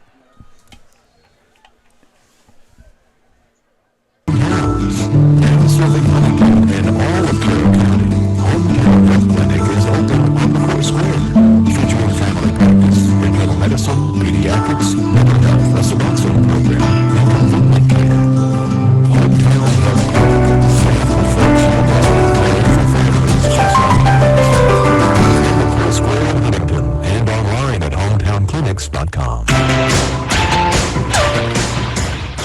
Well, how do you answer a field goal that pulls somebody within one? You just take it right down the field and you score a touchdown. And the big play there, Steve, was that catch by Dixon over the middle. Oh, yeah, Dixon, and then a nice 31-yard run for the touchdown. Yep, so that's a given. But Bethel, and then the next question is going to be, are we going to see Evangel's quarterback trot back on this field again? Welch to kick it away. End over end. Here on the near side, gathering at the 20. Bethel's special teams have been superb. Now, as I say that, they let him get away. Ooh, that's late. Knock him out of bounds. That is silly. Could be a flag. I think it's going to be. Dave, he's 5 yards out of bounds. Yeah, you could tell his intent was to get out of bounds, and then did we get a flag or not? Oh, yeah, there's a flag. Oh, yeah, that yellow hanky was thrown about as high as the press box. Well, we came in, and I said we got to cut down the penalties if you're a Bethel fan. 839 yards. And we've had our share. Bethel's had their share here today as well. Now you're going to move that ball. That ball's going to be at about the 40. Yep. That ball's going to end up at about the 40 of Bethel before it's all done. Got to be smarter. Coach Jasper Coffin has pleaded the official, but Steve, you got to be smarter than that, not to even make it borderline. You know what I mean? Yeah, I'm looking over there, Dave. Wakely's on. He's on crutches. Sure is. 15. His back is to us. He's standing at about the 48. At the 48-yard line. Yep. Yeah, he probably is done for the day. Oh, boy, that is absolutely a killer for them. Matt Allen with his back and the pistol behind him, that being Sammy Robertson. Triples far side left, tied in off the line of scrimmage here to the right. Allen hands it off. Robertson, not much. Line of scrimmage, and that's about it. And Second down and 10. And Matt has not thrown the football yet. He has had 4 snaps since Wakely's left the game, and he has yet to throw it. He's going to have to. There's going to have to be a point, Dave, where he's going to have to throw the ball. And Wakely out of the game. Brian Hughes out of the game. And in this case, even as good as Brian Hughes is, Bethel wins that battle as far as who had to leave. Yeah, that's a pretty fair trade. Yeah. Allen drops, and now we have a false start. The linesman from the near side running in. Someone got a little bit antsy. The officials today, James Hickey, George Sanders, Corey James, Larry Bell, Corey Hicks, Tim Griffin, Juan Dominguez, Jonathan Knapp, Barry Capps, and Adam Welch. Yeah. Adam not with us today. I'm not sure the slot player wasn't the one that kind of rocked a little bit. Loss of 5, 2nd and 15 now. The ball moved back to the 47. 6:24 left in the clock running in the third. Bethel leads 21-13. Allen looks, throws, caught, and spun out of bounds very quickly as the receiver, that being Dylan, might make it Paul Summers the second. Gets a yardage back they lost, Steve, and then it's going to be third down at about 9 now. Yeah, that's a pretty safe pass, too, for a quarterback that hasn't thrown the ball yet. You know, you're a little down and out, just 5 yards, go down the field and catch it. But now you got to get a 9-yard completion. You know, when Wakely went down, you thought maybe it was going to be maybe something around the chest area, arms or something. It actually wound up being, looks like they've got an air cast on his left leg. Yeah. Here's Allen dropping back. The Cats come at him. Allen's going to run that football. Now he's going to throw it, and it's going to be knocked down and picked off. That picked off. That's going to be a pick 6. Ball by now. And now the other way will be Javante Carter, his second interception of the year, and a big, big turnaround for the Cats. Unbelievable, man. Man, that, I don't want to call it a dagger, but that is an O-U-C-H right there. No doubt about it. A pick and a pick 6, and that is it. 5:32 to go. I'm not sure, Steve. I think he was trying to get the ball to Brock Lyle, the wide receiver. That's what I was just watching on the replay. I think that was the intention, too. I believe so, too. Had nothing but green nylon and turf in front of him, did he? Yeah, 27-13 just kicked. 57-yard return, Derek Hubble tells us. 57-yard return. Oh, Hub Hines, 57. He doesn't miss a trip, does he? Man, he's right on it, man. He's automatic. Here's Welch in to attempt the PAT. Snap is back. And here it is, and the Cats blocked that time. And that's a big block. 27-13 makes it still a 14-point game. But the Cats come up with a big, big turnover. And a score, the pick 6, 57 yards out by Carter and gang. 27-13, 5:32 in the third. Back up to this quick 30 on the Bethel Football Network. Coming or going, the first move should take you to Taylor Real Estate and Auction on East Main and Huntington. With Taylor Real Estate and Auction, knowing where to begin is the key to real estate satisfaction, and no one does it better than Taylor Real Estate Estate and Auction. Their hours are Monday through Friday from 8 to 5, and appointments can be made for other days and times. So whether you're in the market for real estate or looking for an auction company, call 986-8578. Knowledge is power. Taylor Real Estate and Auction. Welcome back, everybody. We're having some audio problems, apparently. We'll get Derek Hubble to tap me back in there and see if we can get back in that password. He is the man. Yep. Hey, boy, Derek. We've lost our audio, apparently. Hey, for the record, I didn't touch Are you getting the audio back there, guys? For the record, I didn't touch the laptop. Are we back with him, Hub? Looks like it on our end. Yep. All right. Here's the kick. And gathered in at about the 25-yard line to about the 29, rustling back. Make sure you can get us there if you're with the radio station telling us. We're getting it through their feed here, but the radio station is giving us a notice that we're having trouble getting through to them. And see if he replies. Did he reply there? Yes. He replied yes. We're okay. All right. I think that was yes. Why yes? A little technical problem. We apologize. Well, after all of that, the ball is brought back to about the 29-yard line, 1st and 10 there. Dave, I will tell you this.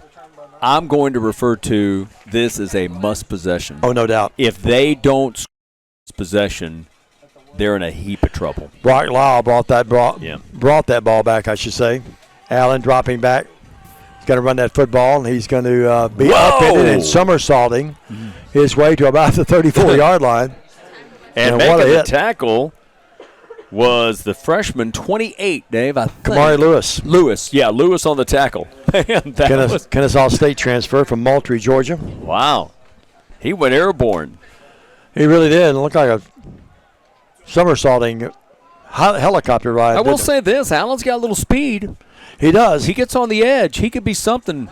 They might want to keep him between them ends. Under 5 minutes to the third, 27-13. Allen on the quarterback draw. I think that's a design call, and Bethel's got about 5 guys waiting on him. They close the door at him at the line of scrimmage. That's it. Golly. You know, when you lose that starting quarterback and he is 95% of your offense, and I think it's safe to say that because they'd only rushed the ball once. I'll let you give that second line score there. The Kentucky Wildcats have knocked off the Louisville Cardinals in college football today, 38-31, a major upset, knocking Louisville out of probably a New Year's Day bowl game. No doubt about it. And Michigan, Ohio State, the Wolverines beat State 30-24. And they'll play Iowa in the Big Ten Championship. How about that? 27-13. Wow. Well, here's Allen. Low snap. Comes out there with it. He's got to run for his life again. He's not going to get much. Going to get a couple yards to about the 36. And, Steve, nothing against Nate Allen. Don't know him personally. Probably a great kid, but they're a different ball club without Wakely, aren't they? They're going to go ahead and punt, and now you're just playing on hopefully you can get a stop or a turnover. Yep. That's basically what you're going to do. That's a great job defensively, as you saw there. But now you're just basically going to pray for a turnover or a 3-and-out because you're in a heap of trouble. Injuries are a part of the game, no doubt. They are. And it's a tough blow. I hate that for Wakely and Evangel. Of course, it's very advantageous for the Cats of Bethel University, but you just hate, you don't want to see anyone get hurt. They come right at the punter this time, and a nice spot. He really has a beautiful punt, and it's going to be out of bounds at about the 29-yard line. No flags. Nope. So the Cats will have it, and Steve, a score here by Bethel would go a long way in not putting it away, but making it really tough with a quarterback that's on the sidelines, their star, 2,600 yards on the year. One of the really good quarterbacks we've seen all year, and without him, I think they are really in trouble if Bethel scores here. Yeah, score by Bethel, it's over. I mean, I don't mean to be cruel, but that's a 3-possession game, and you're on a backup quarterback that doesn't like to throw it. That would be so difficult. 3:27 left here. Alabama's taking a quick lead over Auburn, and Hugh Freeze in the game, 7-0 down in the Ferris Little Village on the Plains. Mm-hmm. The Plainsmen, the Tigers, I don't know what they are, War Eagles, some one of those three. They're about 3 different nicknames. Yeah, here's the handoff, Smith. Boy, he's got the wheels rolling. Wow. 40, 41, 42, 43-yard line. Think they're feeling it? I think they're feeling it. Yeah, it's like you're going for the juggler here. Look at Surratt. He's saying, come on, let's go. Yeah. Cole Orchard in on the tackle for Evangel. You see Surratt, the big lineman. Yeah. He was coming out there doing the circular motion going, let's go. Surratt's quite a character. I talk to him from time to time. Yeah. I leave volleyball. I say, Surratt, you're in charge. Oh, my goodness, volleyball. Which is a very dangerous thing. Yeah. Here's the handoff. Smith, little stutter step this time. Moves to about the 45. Will be dropped there after about a 2-yard pickup. That's a great job. Let me see who comes off the bottom of that pile. Right there for Evangel. Is that 23? That is 23. Is this going to be Bradley Myers? We've called his name quite a bit. Myers with a tackle. Sure slow have. to get up. Sure have. He a little slow. At first half, their leading tackler was Swafford, actually. Yeah, he had like 7. He had a ton of tackles. 2nd and 7. The ball at the 45-yard line. Their own 45. Bethel leads the game 27-13. Man, oh man! If I had to pick an offensive and defensive player of the year or the game right now, I don't know who to pick. A long way to go, though, before we have to deal with that. Here's the handoff. Smith again, maybe a yard to the 46. Plows his way for maybe a yard, and that's it. It's going to be 3rd and 5. Well, it gets more than I thought, Steve. He gets a couple of yards, so it's going to be 3rd and a long 4, short 5. Yeah. Man, this is working out perfect for Bethel. You know, you're milking the clock. You got 17 minutes left in the game. You go under 2 minutes in the third. You got a 2-touchdown lead, 27-13. You're at midfield. Their starting quarterback is out. You couldn't have drew it up any better. Sure couldn't. 145. The Cats on the verge of you thinking blowing this open a little bit. Far side right is Taylor. Dixon's here to the near side. And Collazo will hand it off to Smith. Smith has the first down and more. Smith, 45, 40, 38, 37-yard line. 1st and 10, Bethel. Wish I was built like him. That'd have been dangerous. You'd be dangerous. Yeah, a guy from Decatur, Georgia, and he went to the University of the Cumberlands. Sure did. That's one in Kentucky, right? That is. Cumberland U's in Lebanon. That's in Williamsburg. That's right, yeah. Yep. You and I have done some games up there. Yeah, we remember the press box was it's like a brick. The press box was a brick, 2-story, 3-story kind of thing. And the sun comes in, it's hard to see. Yeah, you couldn't see a lick. David Paul Estes, he's still doing games up there. Is that right? Yep. Yeah, that brings back some on memories. several radio stations up there. David Man. came in last year for basketball. Great to see him. His kids have grown up. They've graduated and getting married. Handoff, Terrence Roberts, my buddy, to the 30, to the 28. He plunders. Nate Swolford in on the tackle, leading tackler today for this Evangel team. And right now, Dave, you got a tired defense. They're gassed. You know, they're making some substitutions. They're trying to get fresh bodies out there right now. They're just gassed, and Bethel's running it right down their throat. Bethel's offensive linemen, some hands on the hips, but they've got the momentum. They've got the adrenaline a little bit right now. And Evangel has not tasted defeat this year, sir. Terrell Partee, the tight end, wearing number 9 there.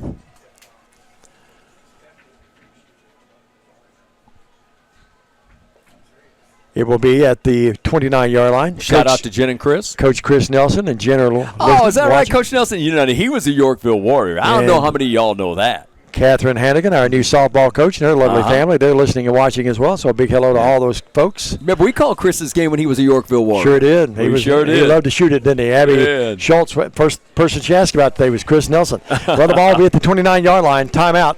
Well, actually, that's the end of the third quarter. I apologize. At the end of 3, Bethel is in, seeing range of moving on to the round of 8.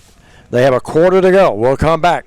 15 minutes on the clock. Bethel leads by 14, 27-13. Back up to this on the Bethel Football Network. Yep.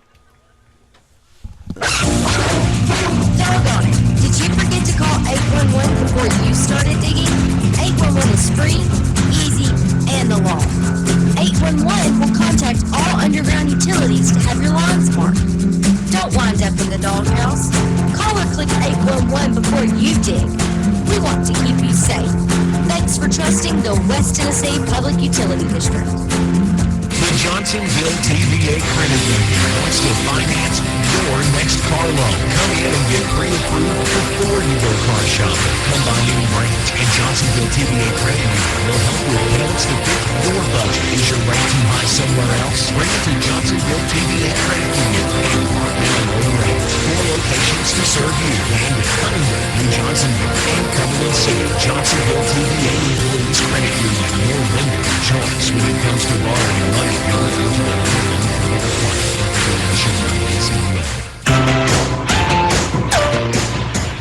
Welcome back as we start the fourth quarter. Diamond Dave's got you covered. 27-13, Bethel on top by 14. Thank you, Steve. Collazo hands it off to Terrence Roberts. Big hole. Terrence to the right, now back to the left. Terrence at the 10, at the 5, at the 4. Out of bounds, and a flag comes in. Horse collar, I think, inside the 5. Half the distance. Bethel will have it. First and goal inside the 3-yard line. Yeah, you'll watch the replay in a matter of moments. They don't like it to grab the back of that collar and pull somebody down, and that's exactly what happened. That's going to be a horse collar against Evangel, and that'll move it half the distance from about the 6, and they'll move it to the 3. It doesn't matter who you pull for on either side. You'll never meet a better kid than Terrence Roberts. He is really one of my favorite people. Oh, face mask. I'm sorry.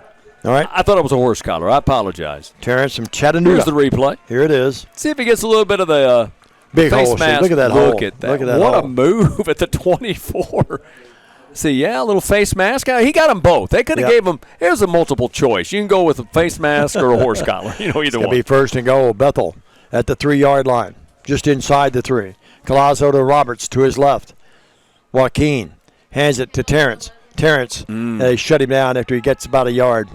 Looked like it was going to open up a little bit. He just got back to the line of scrimmage, to be honest with you, folks. It's going to be second and goal. Credit Evangel. I think, was that 20, Dominique? No, Dominique Simmons, 20. Thank you, ma'am. Dominique Simmons. From Joplin High School, Joplin, Missouri. Boy, that was that high school. There wasn't nothing left of that after that tornado several years ago. Sure wasn't, yeah. Ooh, the whole city. No, bless those people. Oh, man, what a rebuild. Taylor, far side left. Dixon, one receiver here. Bethel's changed up the receiving look here in the last few minutes. They've got all that. Bowles, by the way, the tight end to the right. Let's see if Roberts runs behind him. He does run behind him, and he will run into the end zone. Touchdown, Bethel! He has found the purple. And the Wildcats, to be honest with you today, probably just put an early nail in. Sure did. That one. You could just see that coming. Yeah. Bowles, the tight end, he's a big boy. And Roberts ran right in behind him. Actually went back to his left a little bit. And Roberts, 2 really good decisions on runs that time. And the Cats have a 33-13 lead. And the game was going to have been closer than I think the final score probably will indicate. Oh, yeah. I mean, you got to remember, Dave. All changed when the quarterback went When the out. quarterback goes down, they don't score on that possession. Yep. Right? What do they get? The field goal instead of a touchdown. Everything changed. Schroeder the holder. Welch, PAT. This one is up. No block this time. It's good. 34-13. 14:04 left in the season for one of these teams. And right now, Evangel on the short end of it, back after this 30 on WEIO 100.9 and thefarmradio.com and Wall, actually on the BallGame Blitz and Worthy Road Studios. Stay with us, everybody. If you're looking to purchase or refinance a home, or maybe you need a home equity line of credit, call the folks at Holly Credit Union and talk to one of their experienced loan officers. At Holly Credit Union, their goal is to provide members with low-cost, high-quality financial services in a friendly, personal environment. So call them today at 644-9031 to schedule an appointment to discuss your home loan situation. That's Holly Credit Union. Deposit insured by NCUA, Equal Housing Lender. Visit Holly Credit Union of Paris.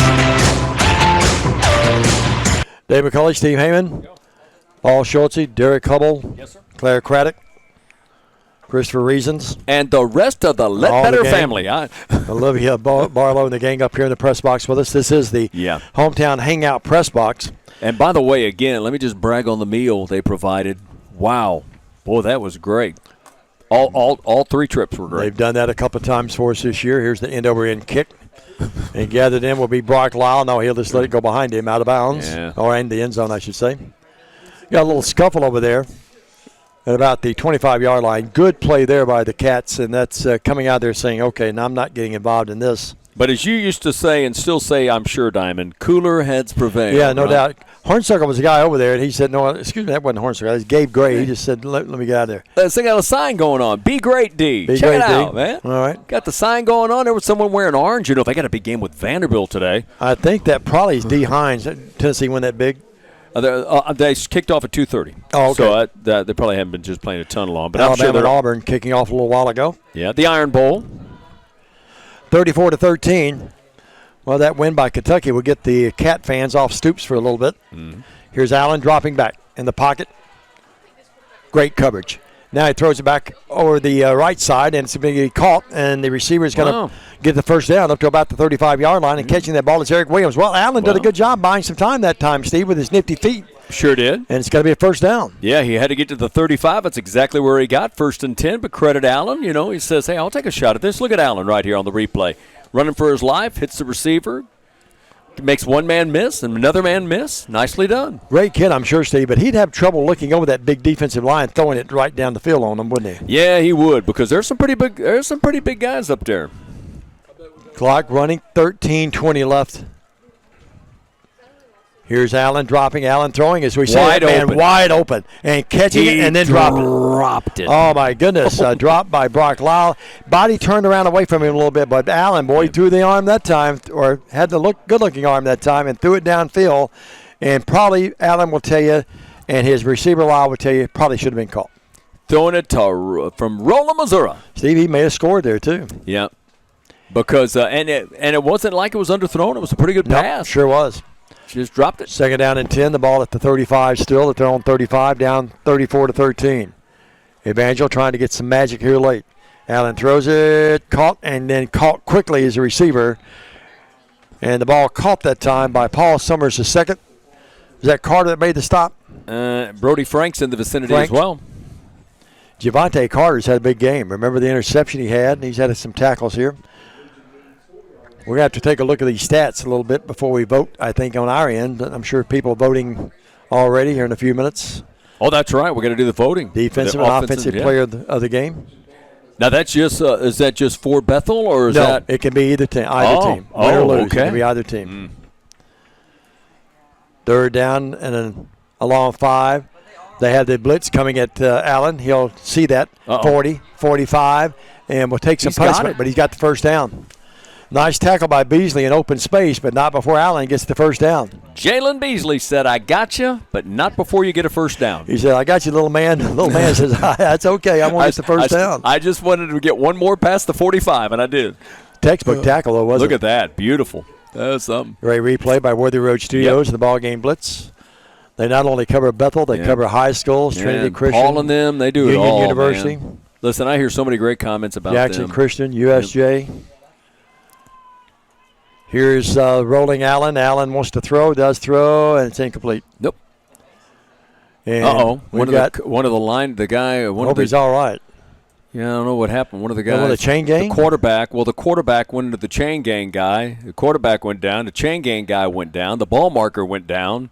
And about 25 people went down to help him up. I remember up in Pennsylvania, you had a little trouble with the chain gang, didn't you? Again, Dave, I'm glad you – I was just trying to remember, number one, the name of the city we were at, and number two, the name of the school we were at, but because I remember I texted you on that earlier. But he could have been a little nicer, okay? He wasn't very Christian. I'll just say that. KJ Hicks / David Riggins in the game. He's right over the center's head. Yep. Intimidating, to say the least. Well, here's Allen dropping back. Allen running for his life, and tackle, and sacked back at the 37-yard line, and that's going to be Tim Hamilton. Yep. Timmy Hamilton, the senior from one of my favorite cities in the world, Chicago, Illinois. And Derek Hubble knows what's coming next in the play-by-play. Of everything you get right today, make sure Tim Hamilton's got that sack. Timmy Hamilton, Trinity International, TIU, baby. I've been doing this for 31 years. He's the only football player that's ever tracked me down and chased me across campus about a sack. What, you didn't get – you missed one?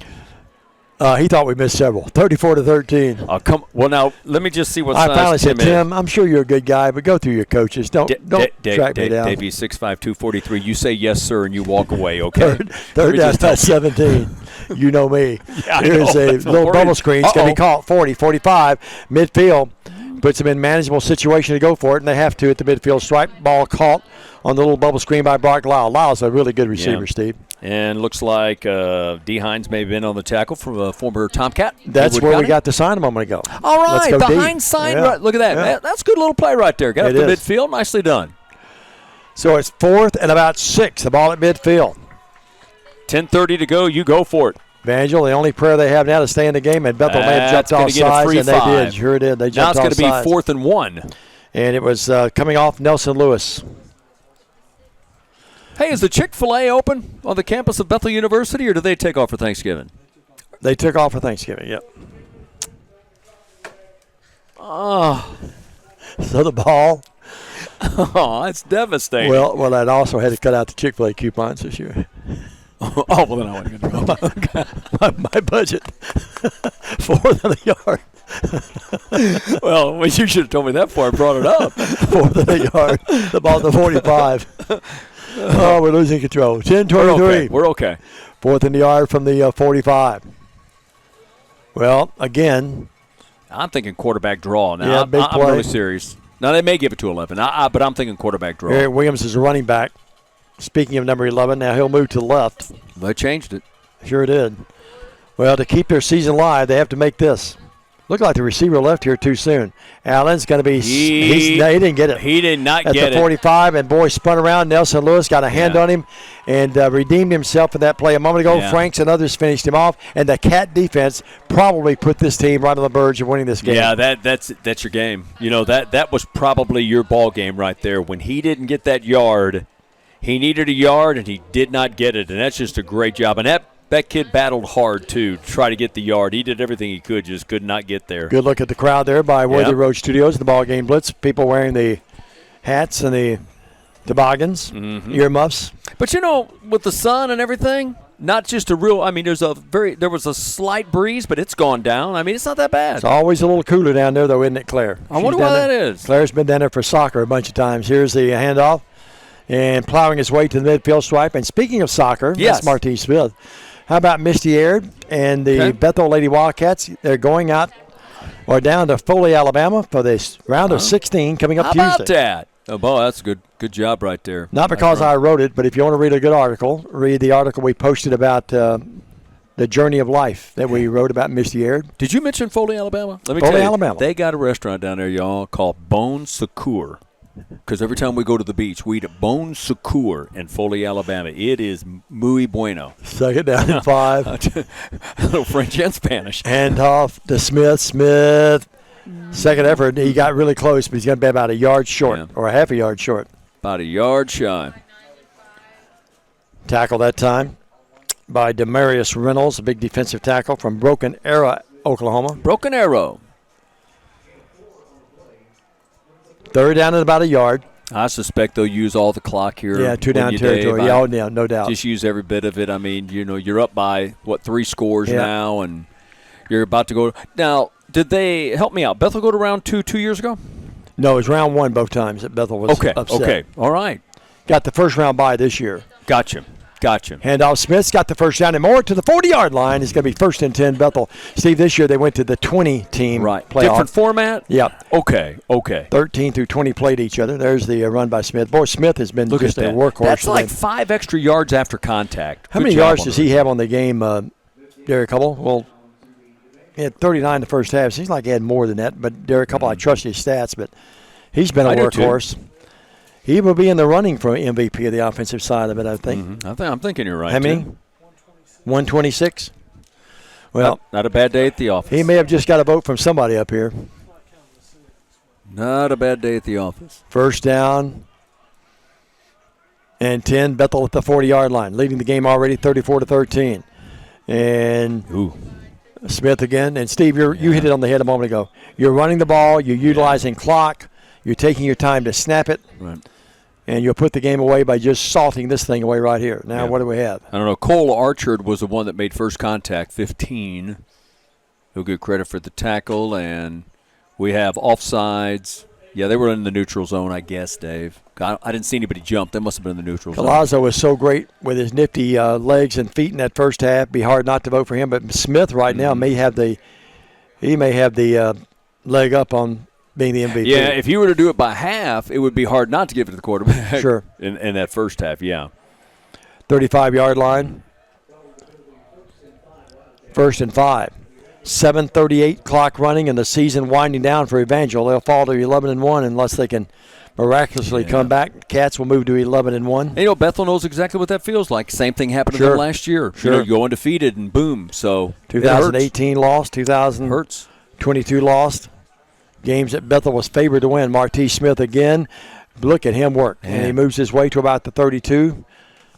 Stevie's had great balance today, hasn't he? He's had it all year, but even more so it seems like today, being yardage after he's hit the initial time. Yeah, and that's what it is. It's how many yards do you get after the initial hit. Bradley Myers on the tackle, the linebacker from Lee Summit. Smith's really tired, too. He comes out of the game. Roberts comes in. He looks like a fullback, doesn't he, man? Look at that wide shoulder pads. No doubt about it.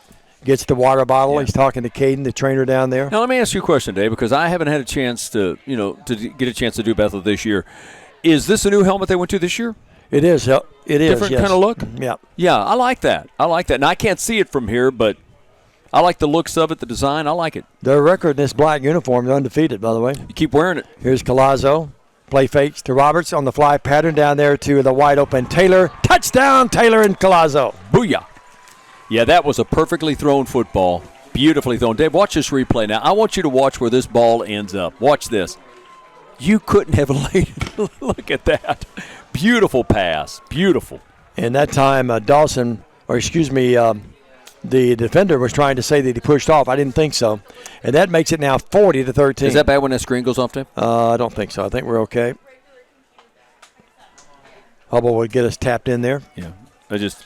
I didn't touch anything. By Computers the way, are great, record. but they're sometimes aggravating. They're great when they work. You know, that's what I've said about all electronics. No doubt it's about wonderful. Long snapper will be Graham Lyle. Thank you, Mr. Hubble, sir. Strother the holder. Welch the kicker. That kick is up, and it is sort of sideways and no good. Missed it. I thought it was left. Second miss of the day, and it's a 40-13 game. Had one blocked, and he missed that one, or did he miss one earlier? Well, he still got his 100th point. That's all that matters. Sorted out. 40-13. Bethel leading big with only 6:24 in the game. The Cats are going to survive and advance. We'll come back after this 30 on the Bethel Football Network. Okay. Always on the go, trying to cram a job, picking up the kids, and all of your other errands into an 8-hour day? Carol Bank & Trust is proud to offer mobile banking that allows you to bank on the go and make banking convenient for you. The mobile app allows you to check your balance, transfer money, all from the palm of your hand, 24/7. How's that for convenient? At Carol Bank & Trust, we're proud to offer banking options that fit into your busy schedule. Carol Bank & Trust, equal housing lender, member FDIC. Always online at carolbank.com.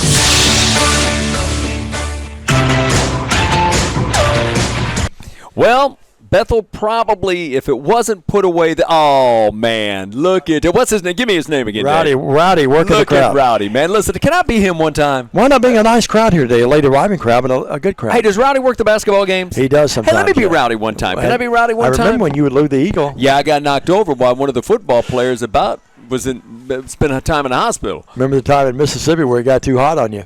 Yeah, boy, I remember that. It's a touchback by Welch. Welch done a good job today. Man. Braden Johnson scratched right before the game. We know not why, but hope he's all right. Well, I will say this. Turning point in the game, and I'm not saying it was the reason that it was a turning point, but when the quarterback went down, Dave, everything changed. Yeah, no doubt about it. I don't think anybody would argue that. When that quarterback, when Wakely left the game, man, everything changed. And you could just see the next 3 or 4 snaps. It was not the same offense. And it's part of the game. I got it. I know injuries are part of it, and it's a shame. And it was a leg injury. It had nothing to do with the targeting.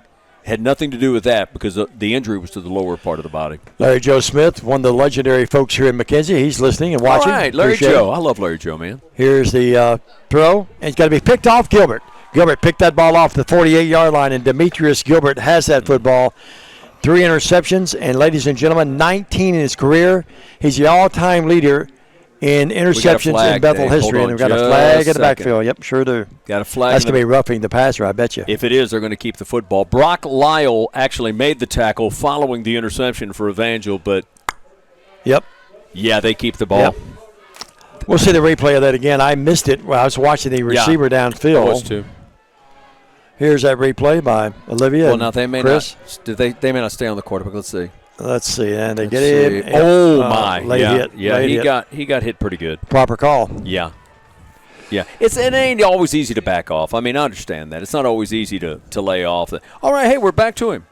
There's Rowdy. There's Chief Rowdy. Thomas. He's so good that he has to have the. There's David Lancaster, Dr. Lancaster in the crowd. Well, the ball moved up to the 40. Well, that negates what would have been the 19th career interception for Demetrius Gilbert. He's still going to hold the record at 18. He has 18 career interceptions. That would have been number 19. Yep.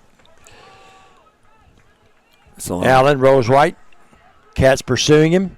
Oh, and bless him. Bang. He's hit back there, and a nice tackle that time by Darian Lewis. Darian Lewis from Brighton, Tennessee.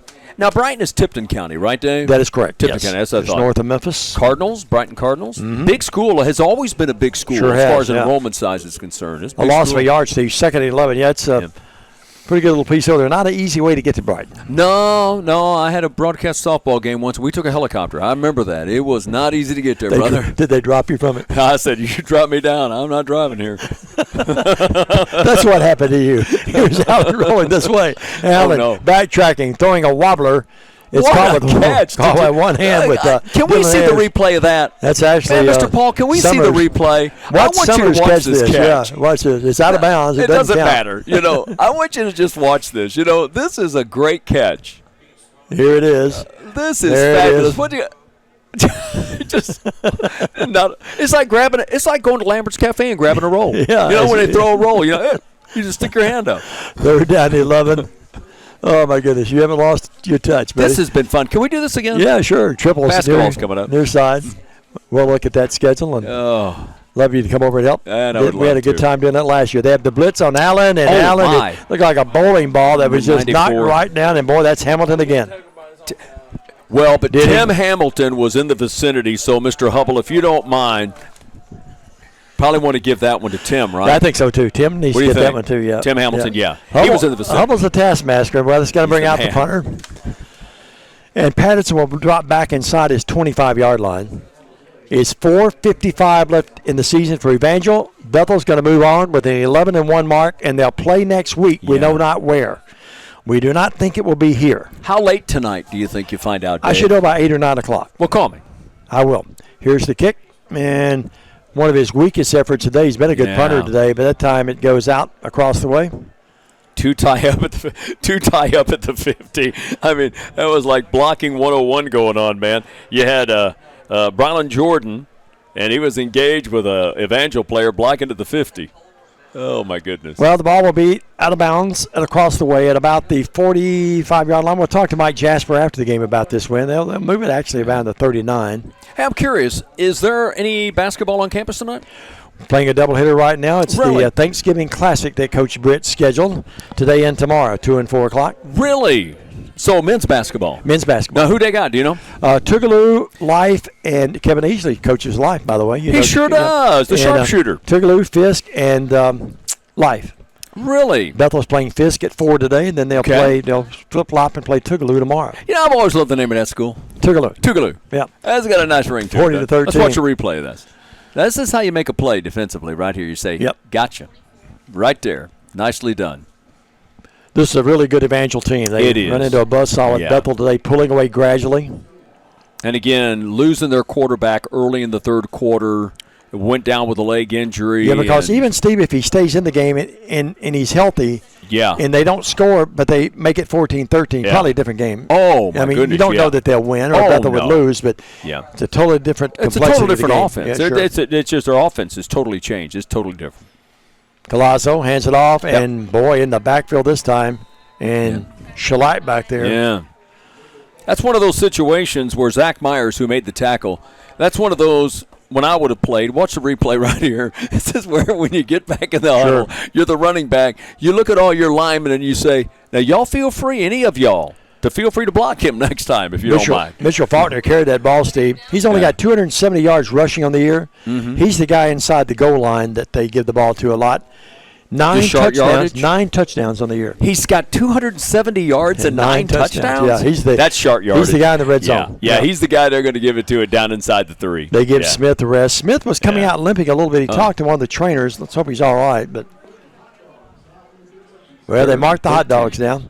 Hand off to Faulkner again this time. Gets back to the line of scrimmage and will scoot his way to the 40-yard line and be tackled there. Watch a replay. Try to pick up maybe who might have made the tackle here.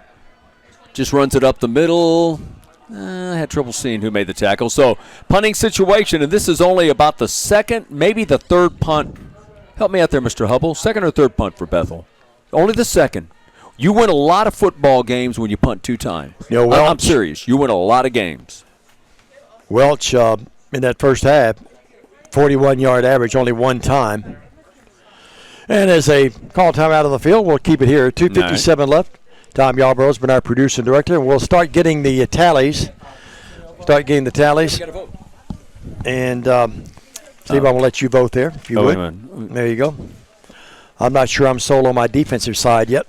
Okay, wait a minute. Let's see if I... Okay, hang on. I'm going to go with... I can't say this on the... I can't say this. You can't say it on the air. Nope. Okay, I didn't. Okay. All right. I'm doing this right here. Okay. I know. Hang on just a second.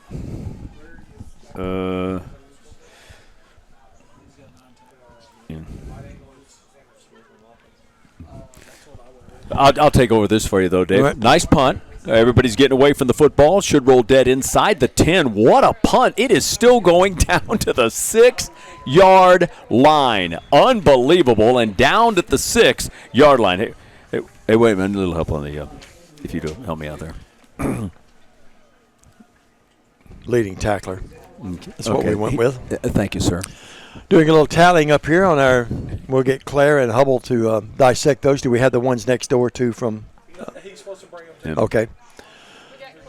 We're allowing to the folks from hey, does Clay get Evangel, Isaac, and the gang. Oh, man, I love Clay, man. Clay doing the PA. Clay's done a great job. Has done a super job, no doubt about it. Well, it'll be 1st and 10 for Evangel. The ball will be at their own 6-yard line. They're down 40-13. You just want to run the clock out, Dave. And again, Steve, the game a lot closer through 3 quarters than this score is going to indicate. Yeah. The jet sweep, they give it now this time to Brock Lyle. And he slapped the guy. He's a really good player. Oh. Let's see that replay. I want you to watch the replay when he goes out of bounds. Sometimes you stiff arm someone, and sometimes you just give him a little slap. Let me show you right here. Just gonna boop. That's Gilbert. He went after Gilbert that time. That's what you do sometimes. The first down, carried the ball up to about the 17, almost 18-yard line. Not a nice run. 40-13. Back to throw it. Flushed out of the pocket. Allen.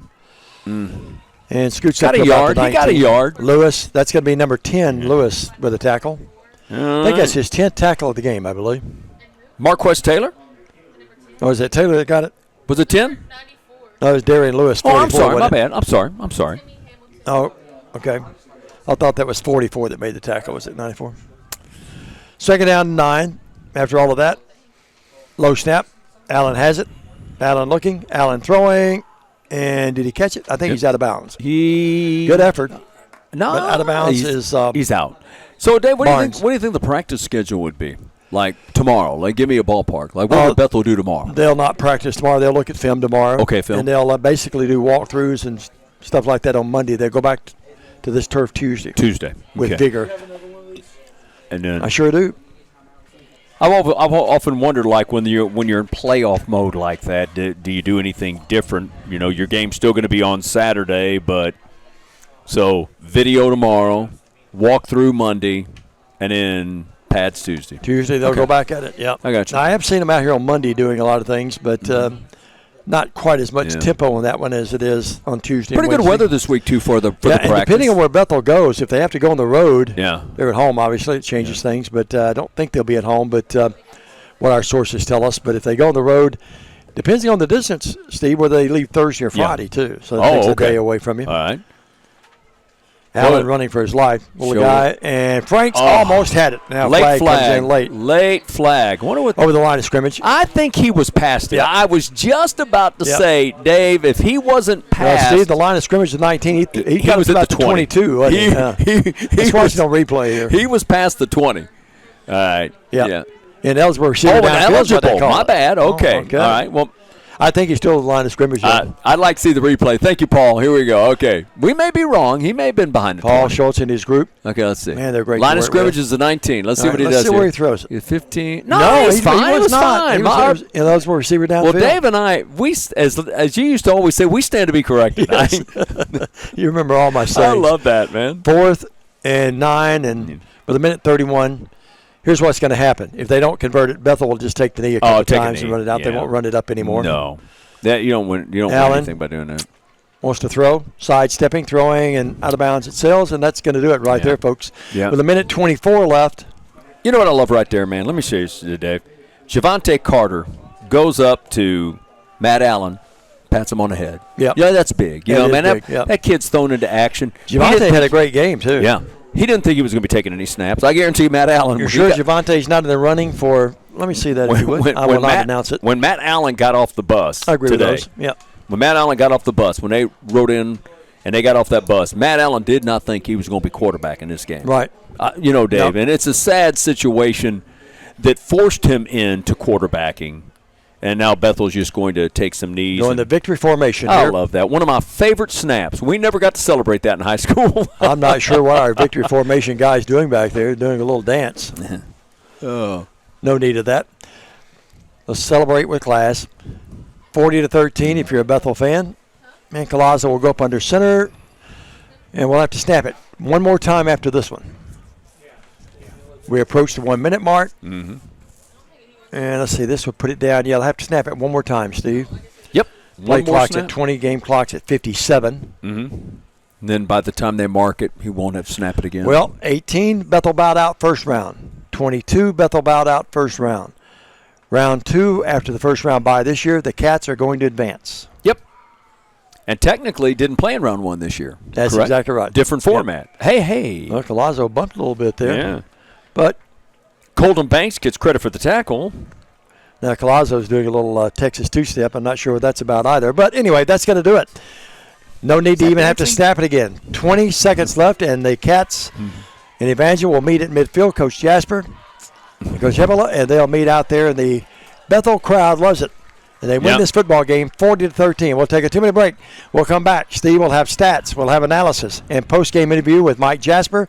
Speculate on where Bethel might go and who they'll play and when they'll play next week. We'll talk about that when we come back. The happy final from Wildcat Stadium, if you're a Bethel fan, 40-13. Our congratulations to Evangel and you fans on the great season that you had as well. Back after this 2-minute message with the post-game on the Bethel Football Network. Man, there's their quarterback.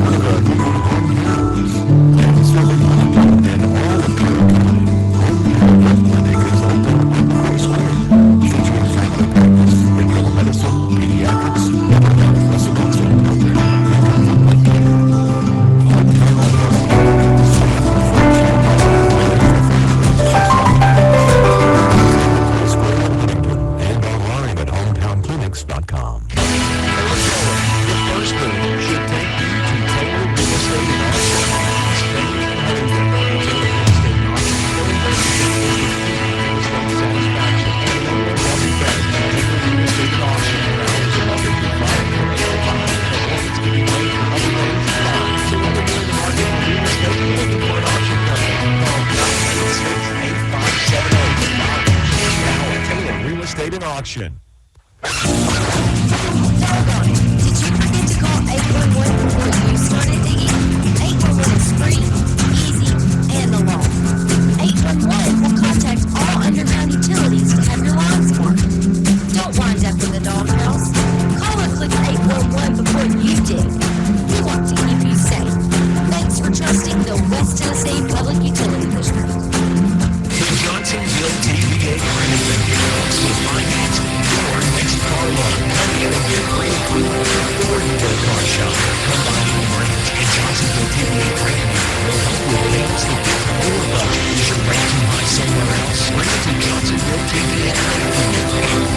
Four locations to serve you. Huntington and Johnsonville. Johnsonville TVA Credit Union. Your lender choice when it comes to borrowing money.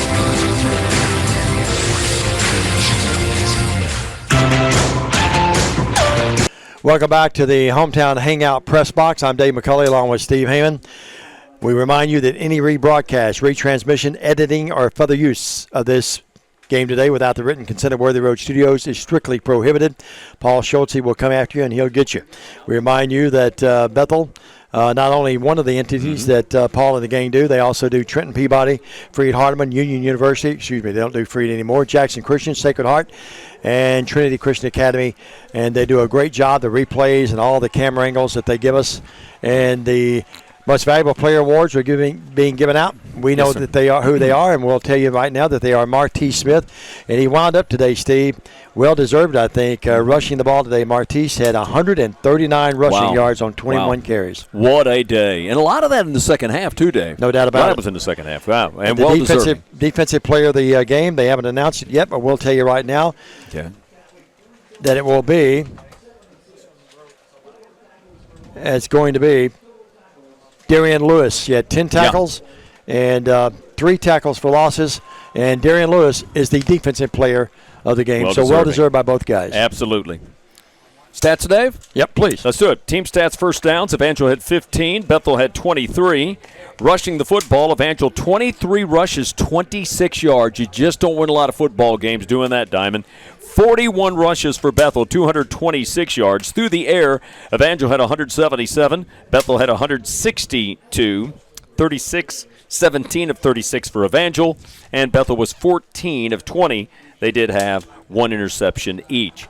Boy, Bethel had 61 snaps in the ballgame for 388 yards. Evangel 59 snaps for only 203. Nobody lost a fumble. Meanwhile, as far as the interception returns, there was just one for Bethel for 57 yards, no return for Evangel on theirs. Punts, 4 for 39 yards for Evangel. Punts, 2 for 47 yards for Bethel. Meanwhile, on the penalty side of things, it was Evangel 5 penalties for 29. Bethel was penalized 8 times for 71. Time of possession, 31-13 for Bethel and 30, that's that right? Yeah, that's it.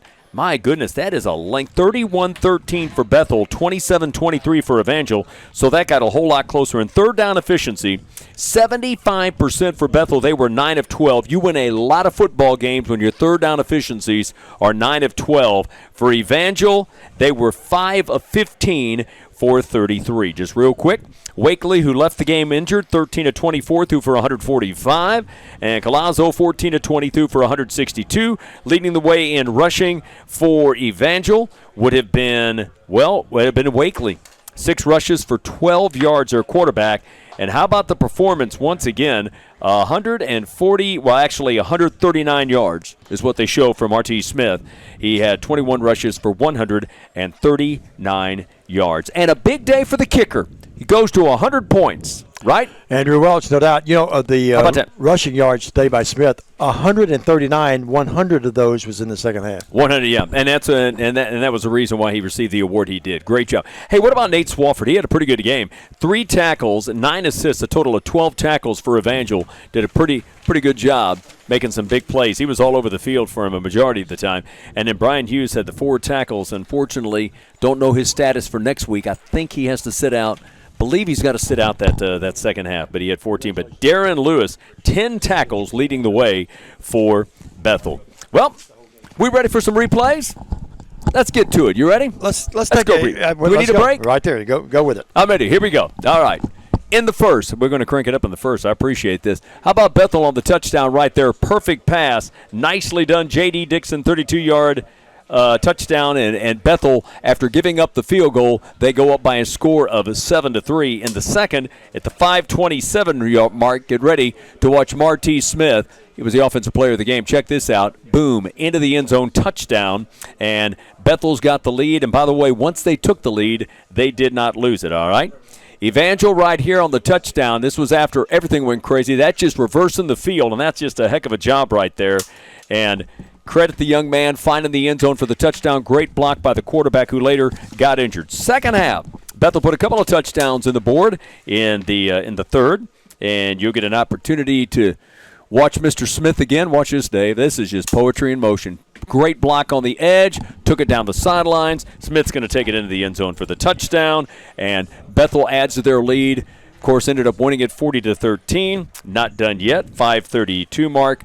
Matt Allen, watch this. Watch Matt Allen step in here for Bethel University. Quarterback scrambling. There's the pass, Rutrow, and Allen's going back the other way with it. Nice return. Allen takes it to the house, and that return is for 57 yards. Bethel goes up 27-13.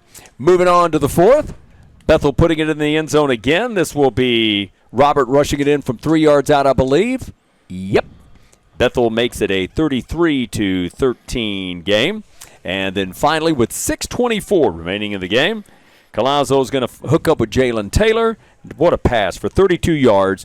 Bethel wins it by a score, Diamond, of 40-13. Good job, my brother, on Great the job replay in the Chris, playoffs. Paul, thank you all. No doubt about it. Great job by Worthy Road Studios and the BallGame Blitz. And Tom Yarbrough 100.9 as well. Let's take another tune and break. We'll close out in a few minutes. Come back with some closing thoughts. Again, congratulations to Marty Smith and to Darian Lewis, the offensive and defensive players of the game, respectively. Let's take a 2-minute break. We'll come back. Post-game winds down. Mike Jasper will join us. He's down on the field right now being congratulated. We certainly understand that. We'll come back after this 2-minute message. This is Bethel Football and the Bethel Football Network.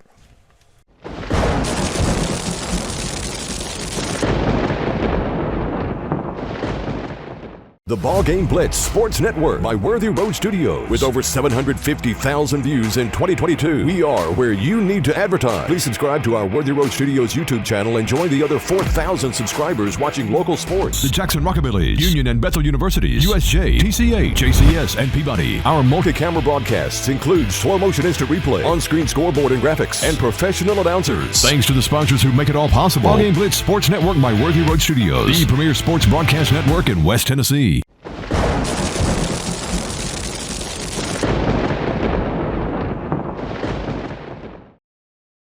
Was going to indicate late third quarter it was anybody's ball game, and after the quarterback went out, Steve, in that third quarter, it was pretty well doomsday. Man, my prayers for that young man. Sure. He's on crutches. I don't know if he's going to face surgery or not, but they had a cast on him, I can tell you that, and that's tough. And then, what do you remember his Dave? I don't have that in front of me. What grade was he? Yeah, it'd be right there in your program there. Oh man, I think he was a senior, but we'll double check. It's right here. I was going to look on here. Okay. He senior. Yeah, yeah. He was a senior. 6'2", 200-pound from Tulsa, Oklahoma. I pray he is going to recover, and that is a tough way to end your career. Derek Hubble seems to think geographically they might send us to Kaiser. But we don't like them from last year. Geographically, it could be Georgetown as well, but Indiana Wesleyan, Kaiser, Georgetown, Grandview, Northwestern, St. X. Hubble did a great job keeping up with these. College of Idaho, they're winning big late. Yeah. So that's your picks. Steve, I don't know. It all depends on some seedings. It all depends on the geographic part of it. Depends on money, on who made bids for games as well. I don't know much about it. Now, if it was Georgetown, it could be Indiana. It could be Indiana Wesleyan. Sure. You could be going just straight up through Kentucky and going to Indiana. I would think you'd probably put Indiana Wesleyan and Georgetown against each other. That could happen. And then you look at then you definitely got Kaiser. But Kaiser and Bethel would be in the play. So who knows? We'll find out. As soon as we find out tonight, it'll be on our website. We'll have a story about this game and story about the basketball games being played in the Thanksgiving Classic 100 yards from us. You'll have that on the site tonight, BethelAthletics.com. I do know that it will not be a school from New York or New Jersey. No, it will not be. No doubt about it. Well, there's none of those. Your analogy of the game, again, going back, a well-played game. It's share its penalties and that kind of thing. But for the most part, I thought both teams played clean. The call that they made against Bethel on the ejection of Brian Hughes, questionable. Officials did a good job, but I'd like to see him stay in the game. I'd like to see their quarterback Wickley stay in the game as well. Yeah, and I think too, Dave, that Bethel is really, they've got the total package. They can run, they can pass, and they've just got so many weapons. And I'm not saying that Evangel did not. I'm just saying that Bethel has that total package. Man, they can hurt you with the running game. They can hurt you with the passing game. The quarterback can hurt you with his feet. I mean, listen, man, they are the real deal. They can play. No doubt about it. Steve, great job. Mike's going to join us. Great job. Buddy. Great to work with you Thank again, you, sir. man. Always enjoy working with you. You got it, man. And we'll get together for basketball down the road. Sir. Yeah, sure yes, will. Sir. Thank you, sir. All right, Steve Heyman with us as the Cats win this ball game 40-13. Mike Jasper is going to join us here in just a matter of moments. Steve Heyman did a great job with our color analysis. And again, thank you, sir. Great job, Steve. But the Cats win it. They outrush them today. Bethel winds up with 388 total yards, and Evangel only 203. So Bethel held them to 103 in the first half, 100 in the second half. Bethel winds up with 388. Martise Smith, the offensive player of the game, had 139 yards, 100 of those alone in the second half when Bethel was able to pull away and put the game away. And joining us is the victorious Coach Mike Jasper. And Mike, first of all, congratulations on a hard-fought win. Game closer than the final score would indicate. They're a really good football team, Evangel, but so is Bethel. And I know you got to be happy for everybody, but especially Martise Smith, 139 yards rushing, offensive player of the game, and Darian Lewis led us in tackles and had a big game. Javante Carter could have won that just as easily. Could take your pick about 5 guys, but congratulations. I know it's a team effort and a team win. Man, I appreciate it, Dave. First and foremost, thank you. Beat a good football team, didn't you? Yeah, that's a very good football team. Coach Opola, one of those coaches kind of, you don't get the pleasure of playing them year in and year out. We were able to visit before the game and talk about how we wish there were more of those crossover matchups. But he's a phenomenal football coach, and I'm just glad we were fortunate to come out there with the victory. I love the team's demeanor today, and when they announced Martise Smith, they all just sort of ganged up on him. And then when Darian Lewis, defensive guys, had their share of glory too, they really congratulate him as well. I know you have to be happy for both of those guys. Oh, yeah, I'm ecstatic for those guys. Those are two guys who are perfect teammates. Sure. They when they're not getting the ball, when their number's not being called, they're rooting on the next guy. They're cheering for one another and the rest of their teammates.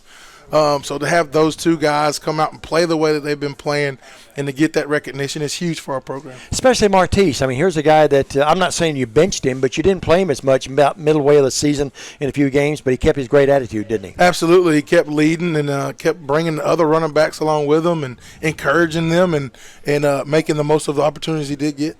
And Darian Lewis, one of the members of this football team, I think he's the epitome of what that defensive unit's all about. I mean, they've got a lot of motor about him. Yeah, he flies around, plays hard. But you talk about a guy, 4.0 student, yes, sir, no, sir. You know, he does everything the right way.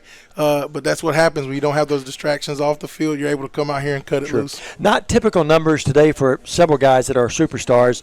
Joaquin today, 14 of 20, 162 with 2 touchdowns. But I love his decision-making running that football. Only 29 yards rushing, but it seemed like more. But he was able to maneuver his way, get the big first down when he needed it with his legs. Yeah, Coach Hopolak had a great Evangel had a great defensive game plan.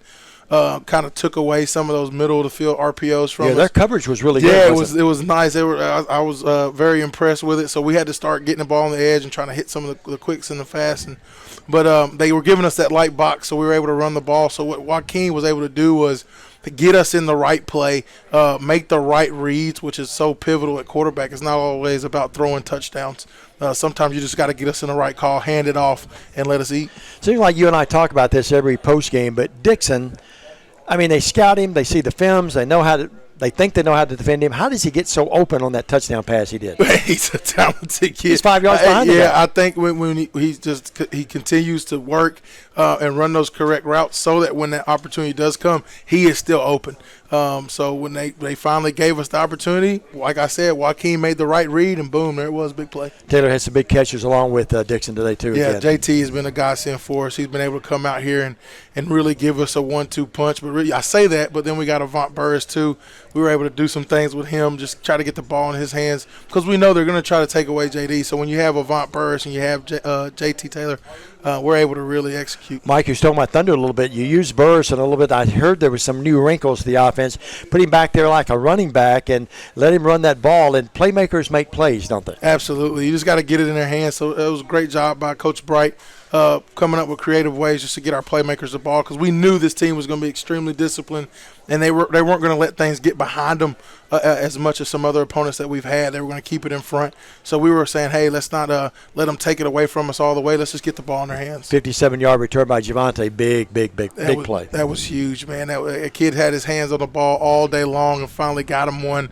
Couldn't be more happy for the kid. Certainly the case. You look on the defensive side as well. I mean, you look down, so many different kids played well. I mean, Darian Lewis had 10 tackles, had the sack, had 3 tackles for losses. But you look down, I mean, I go down. Ryan, I thought that was a tough call that he got. There was nothing intent there.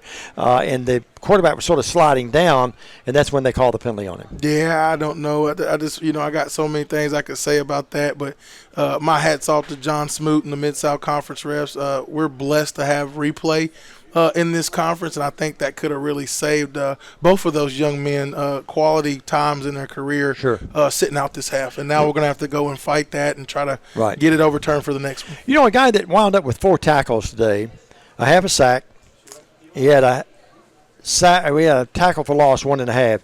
But a guy that I thought was disruptive all day, and the films I think will show this out, Nelson Lewis today. Yeah, he played a heck of a game, man, and it sure tackles. That's what we needed. To be able to be great tacklers and finishers is something that we pride ourselves on, something that Coach Springer hounds into these guys. That's why our defense is so good, is because we're good at those fundamental things. And he was able to get off some single blocks, make some great tackles when we needed them down the line. No doubt about it. Well, here's the wind-up to this interview to some degree. Indiana Wesleyan, Kaiser, Georgetown, Grandview, Northwestern, St. X, Bethel, and the College of Idaho's winning big. So any ideas on who will play, where we'll play, and we know it'll be next Saturday? I have to look at it. I'm not quite sure looking at that. We speculate about 5 different ways up here. Of course, Hubble thinks it's Kaiser. I know that you thought maybe Grandview. I still think it could be Georgetown. I'm not sure Indiana Wesleyan and Georgetown would make sense to play each other, but who knows geographically and seeding-wise. Yeah, we're gonna have to look at it, man. That's very interesting. Doesn't matter to you. We're gonna line up and play. Give me one of them. I don't care where we go. Just send me.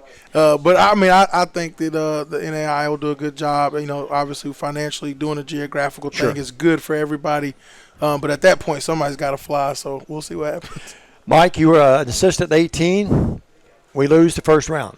You were the head coach last year. Heartbreaker. We lose. We don't lose today, do we? Yeah, it's nice to get the monkey off my back. Well, you said that I didn't, but the bottom line is I think I didn't mean to refer to it that way, but it is nice to knock that door down, though, isn't it? Yes, sir, it is. Yeah. And this is a phenomenal because we had great team. chances in those other two games we lost. Oh, absolutely. Would have, could have, should have. We were on the 1 yard line. We should have put. I still don't know. We didn't have replay back then. Yeah. But I think we might have got in against Baker, and then, you know, we dropped the ball last year against Kaiser. So I don't know. Maybe I do want Kaiser. It'd be nice, man. I love Doug Socha. They're a good football program, but you know, it'd be nice to play somebody that, you know, we're familiar with and try to, you know, get the bad taste out of our mouth. We should know probably in a couple hours, I think. Yes, sir. Yeah. I believe so. And we'll have it on the website. We'll have it on Facebook, on the social media as well. Mike, congratulations. Well-deserved win. Real proud for you and proud of you. I appreciate you. Mike Jasper, the head coach of the Cats, wins this game today. His football team does 40-13. That's going to wrap it up for us. For Tom Yarborough on the radio side, for Chris and all the gang at Worthy Road Studios and the BallGame Blitz, great job for them as well. Paul Schultz and the gang and Derek Hubble, great job with the stats today and keeping us abreast. Emma did a great job, I'm sure, with the pictures. You'll see those a little later on our website. That's going to wrap it up for us. The happy final from Wildcat Stadium. Bethel survives and advances. They win 40-13 over a really good Evangel team. Tasting defeat for the first time today. The Cats move on at 11-1. Read about it tonight and later at BethelAthletics.com for the entire game mentioned a moment ago from the Hometown Hangout Press Box for the final time today anyway. I'm Diamond Dave McCulley. Good night, everybody.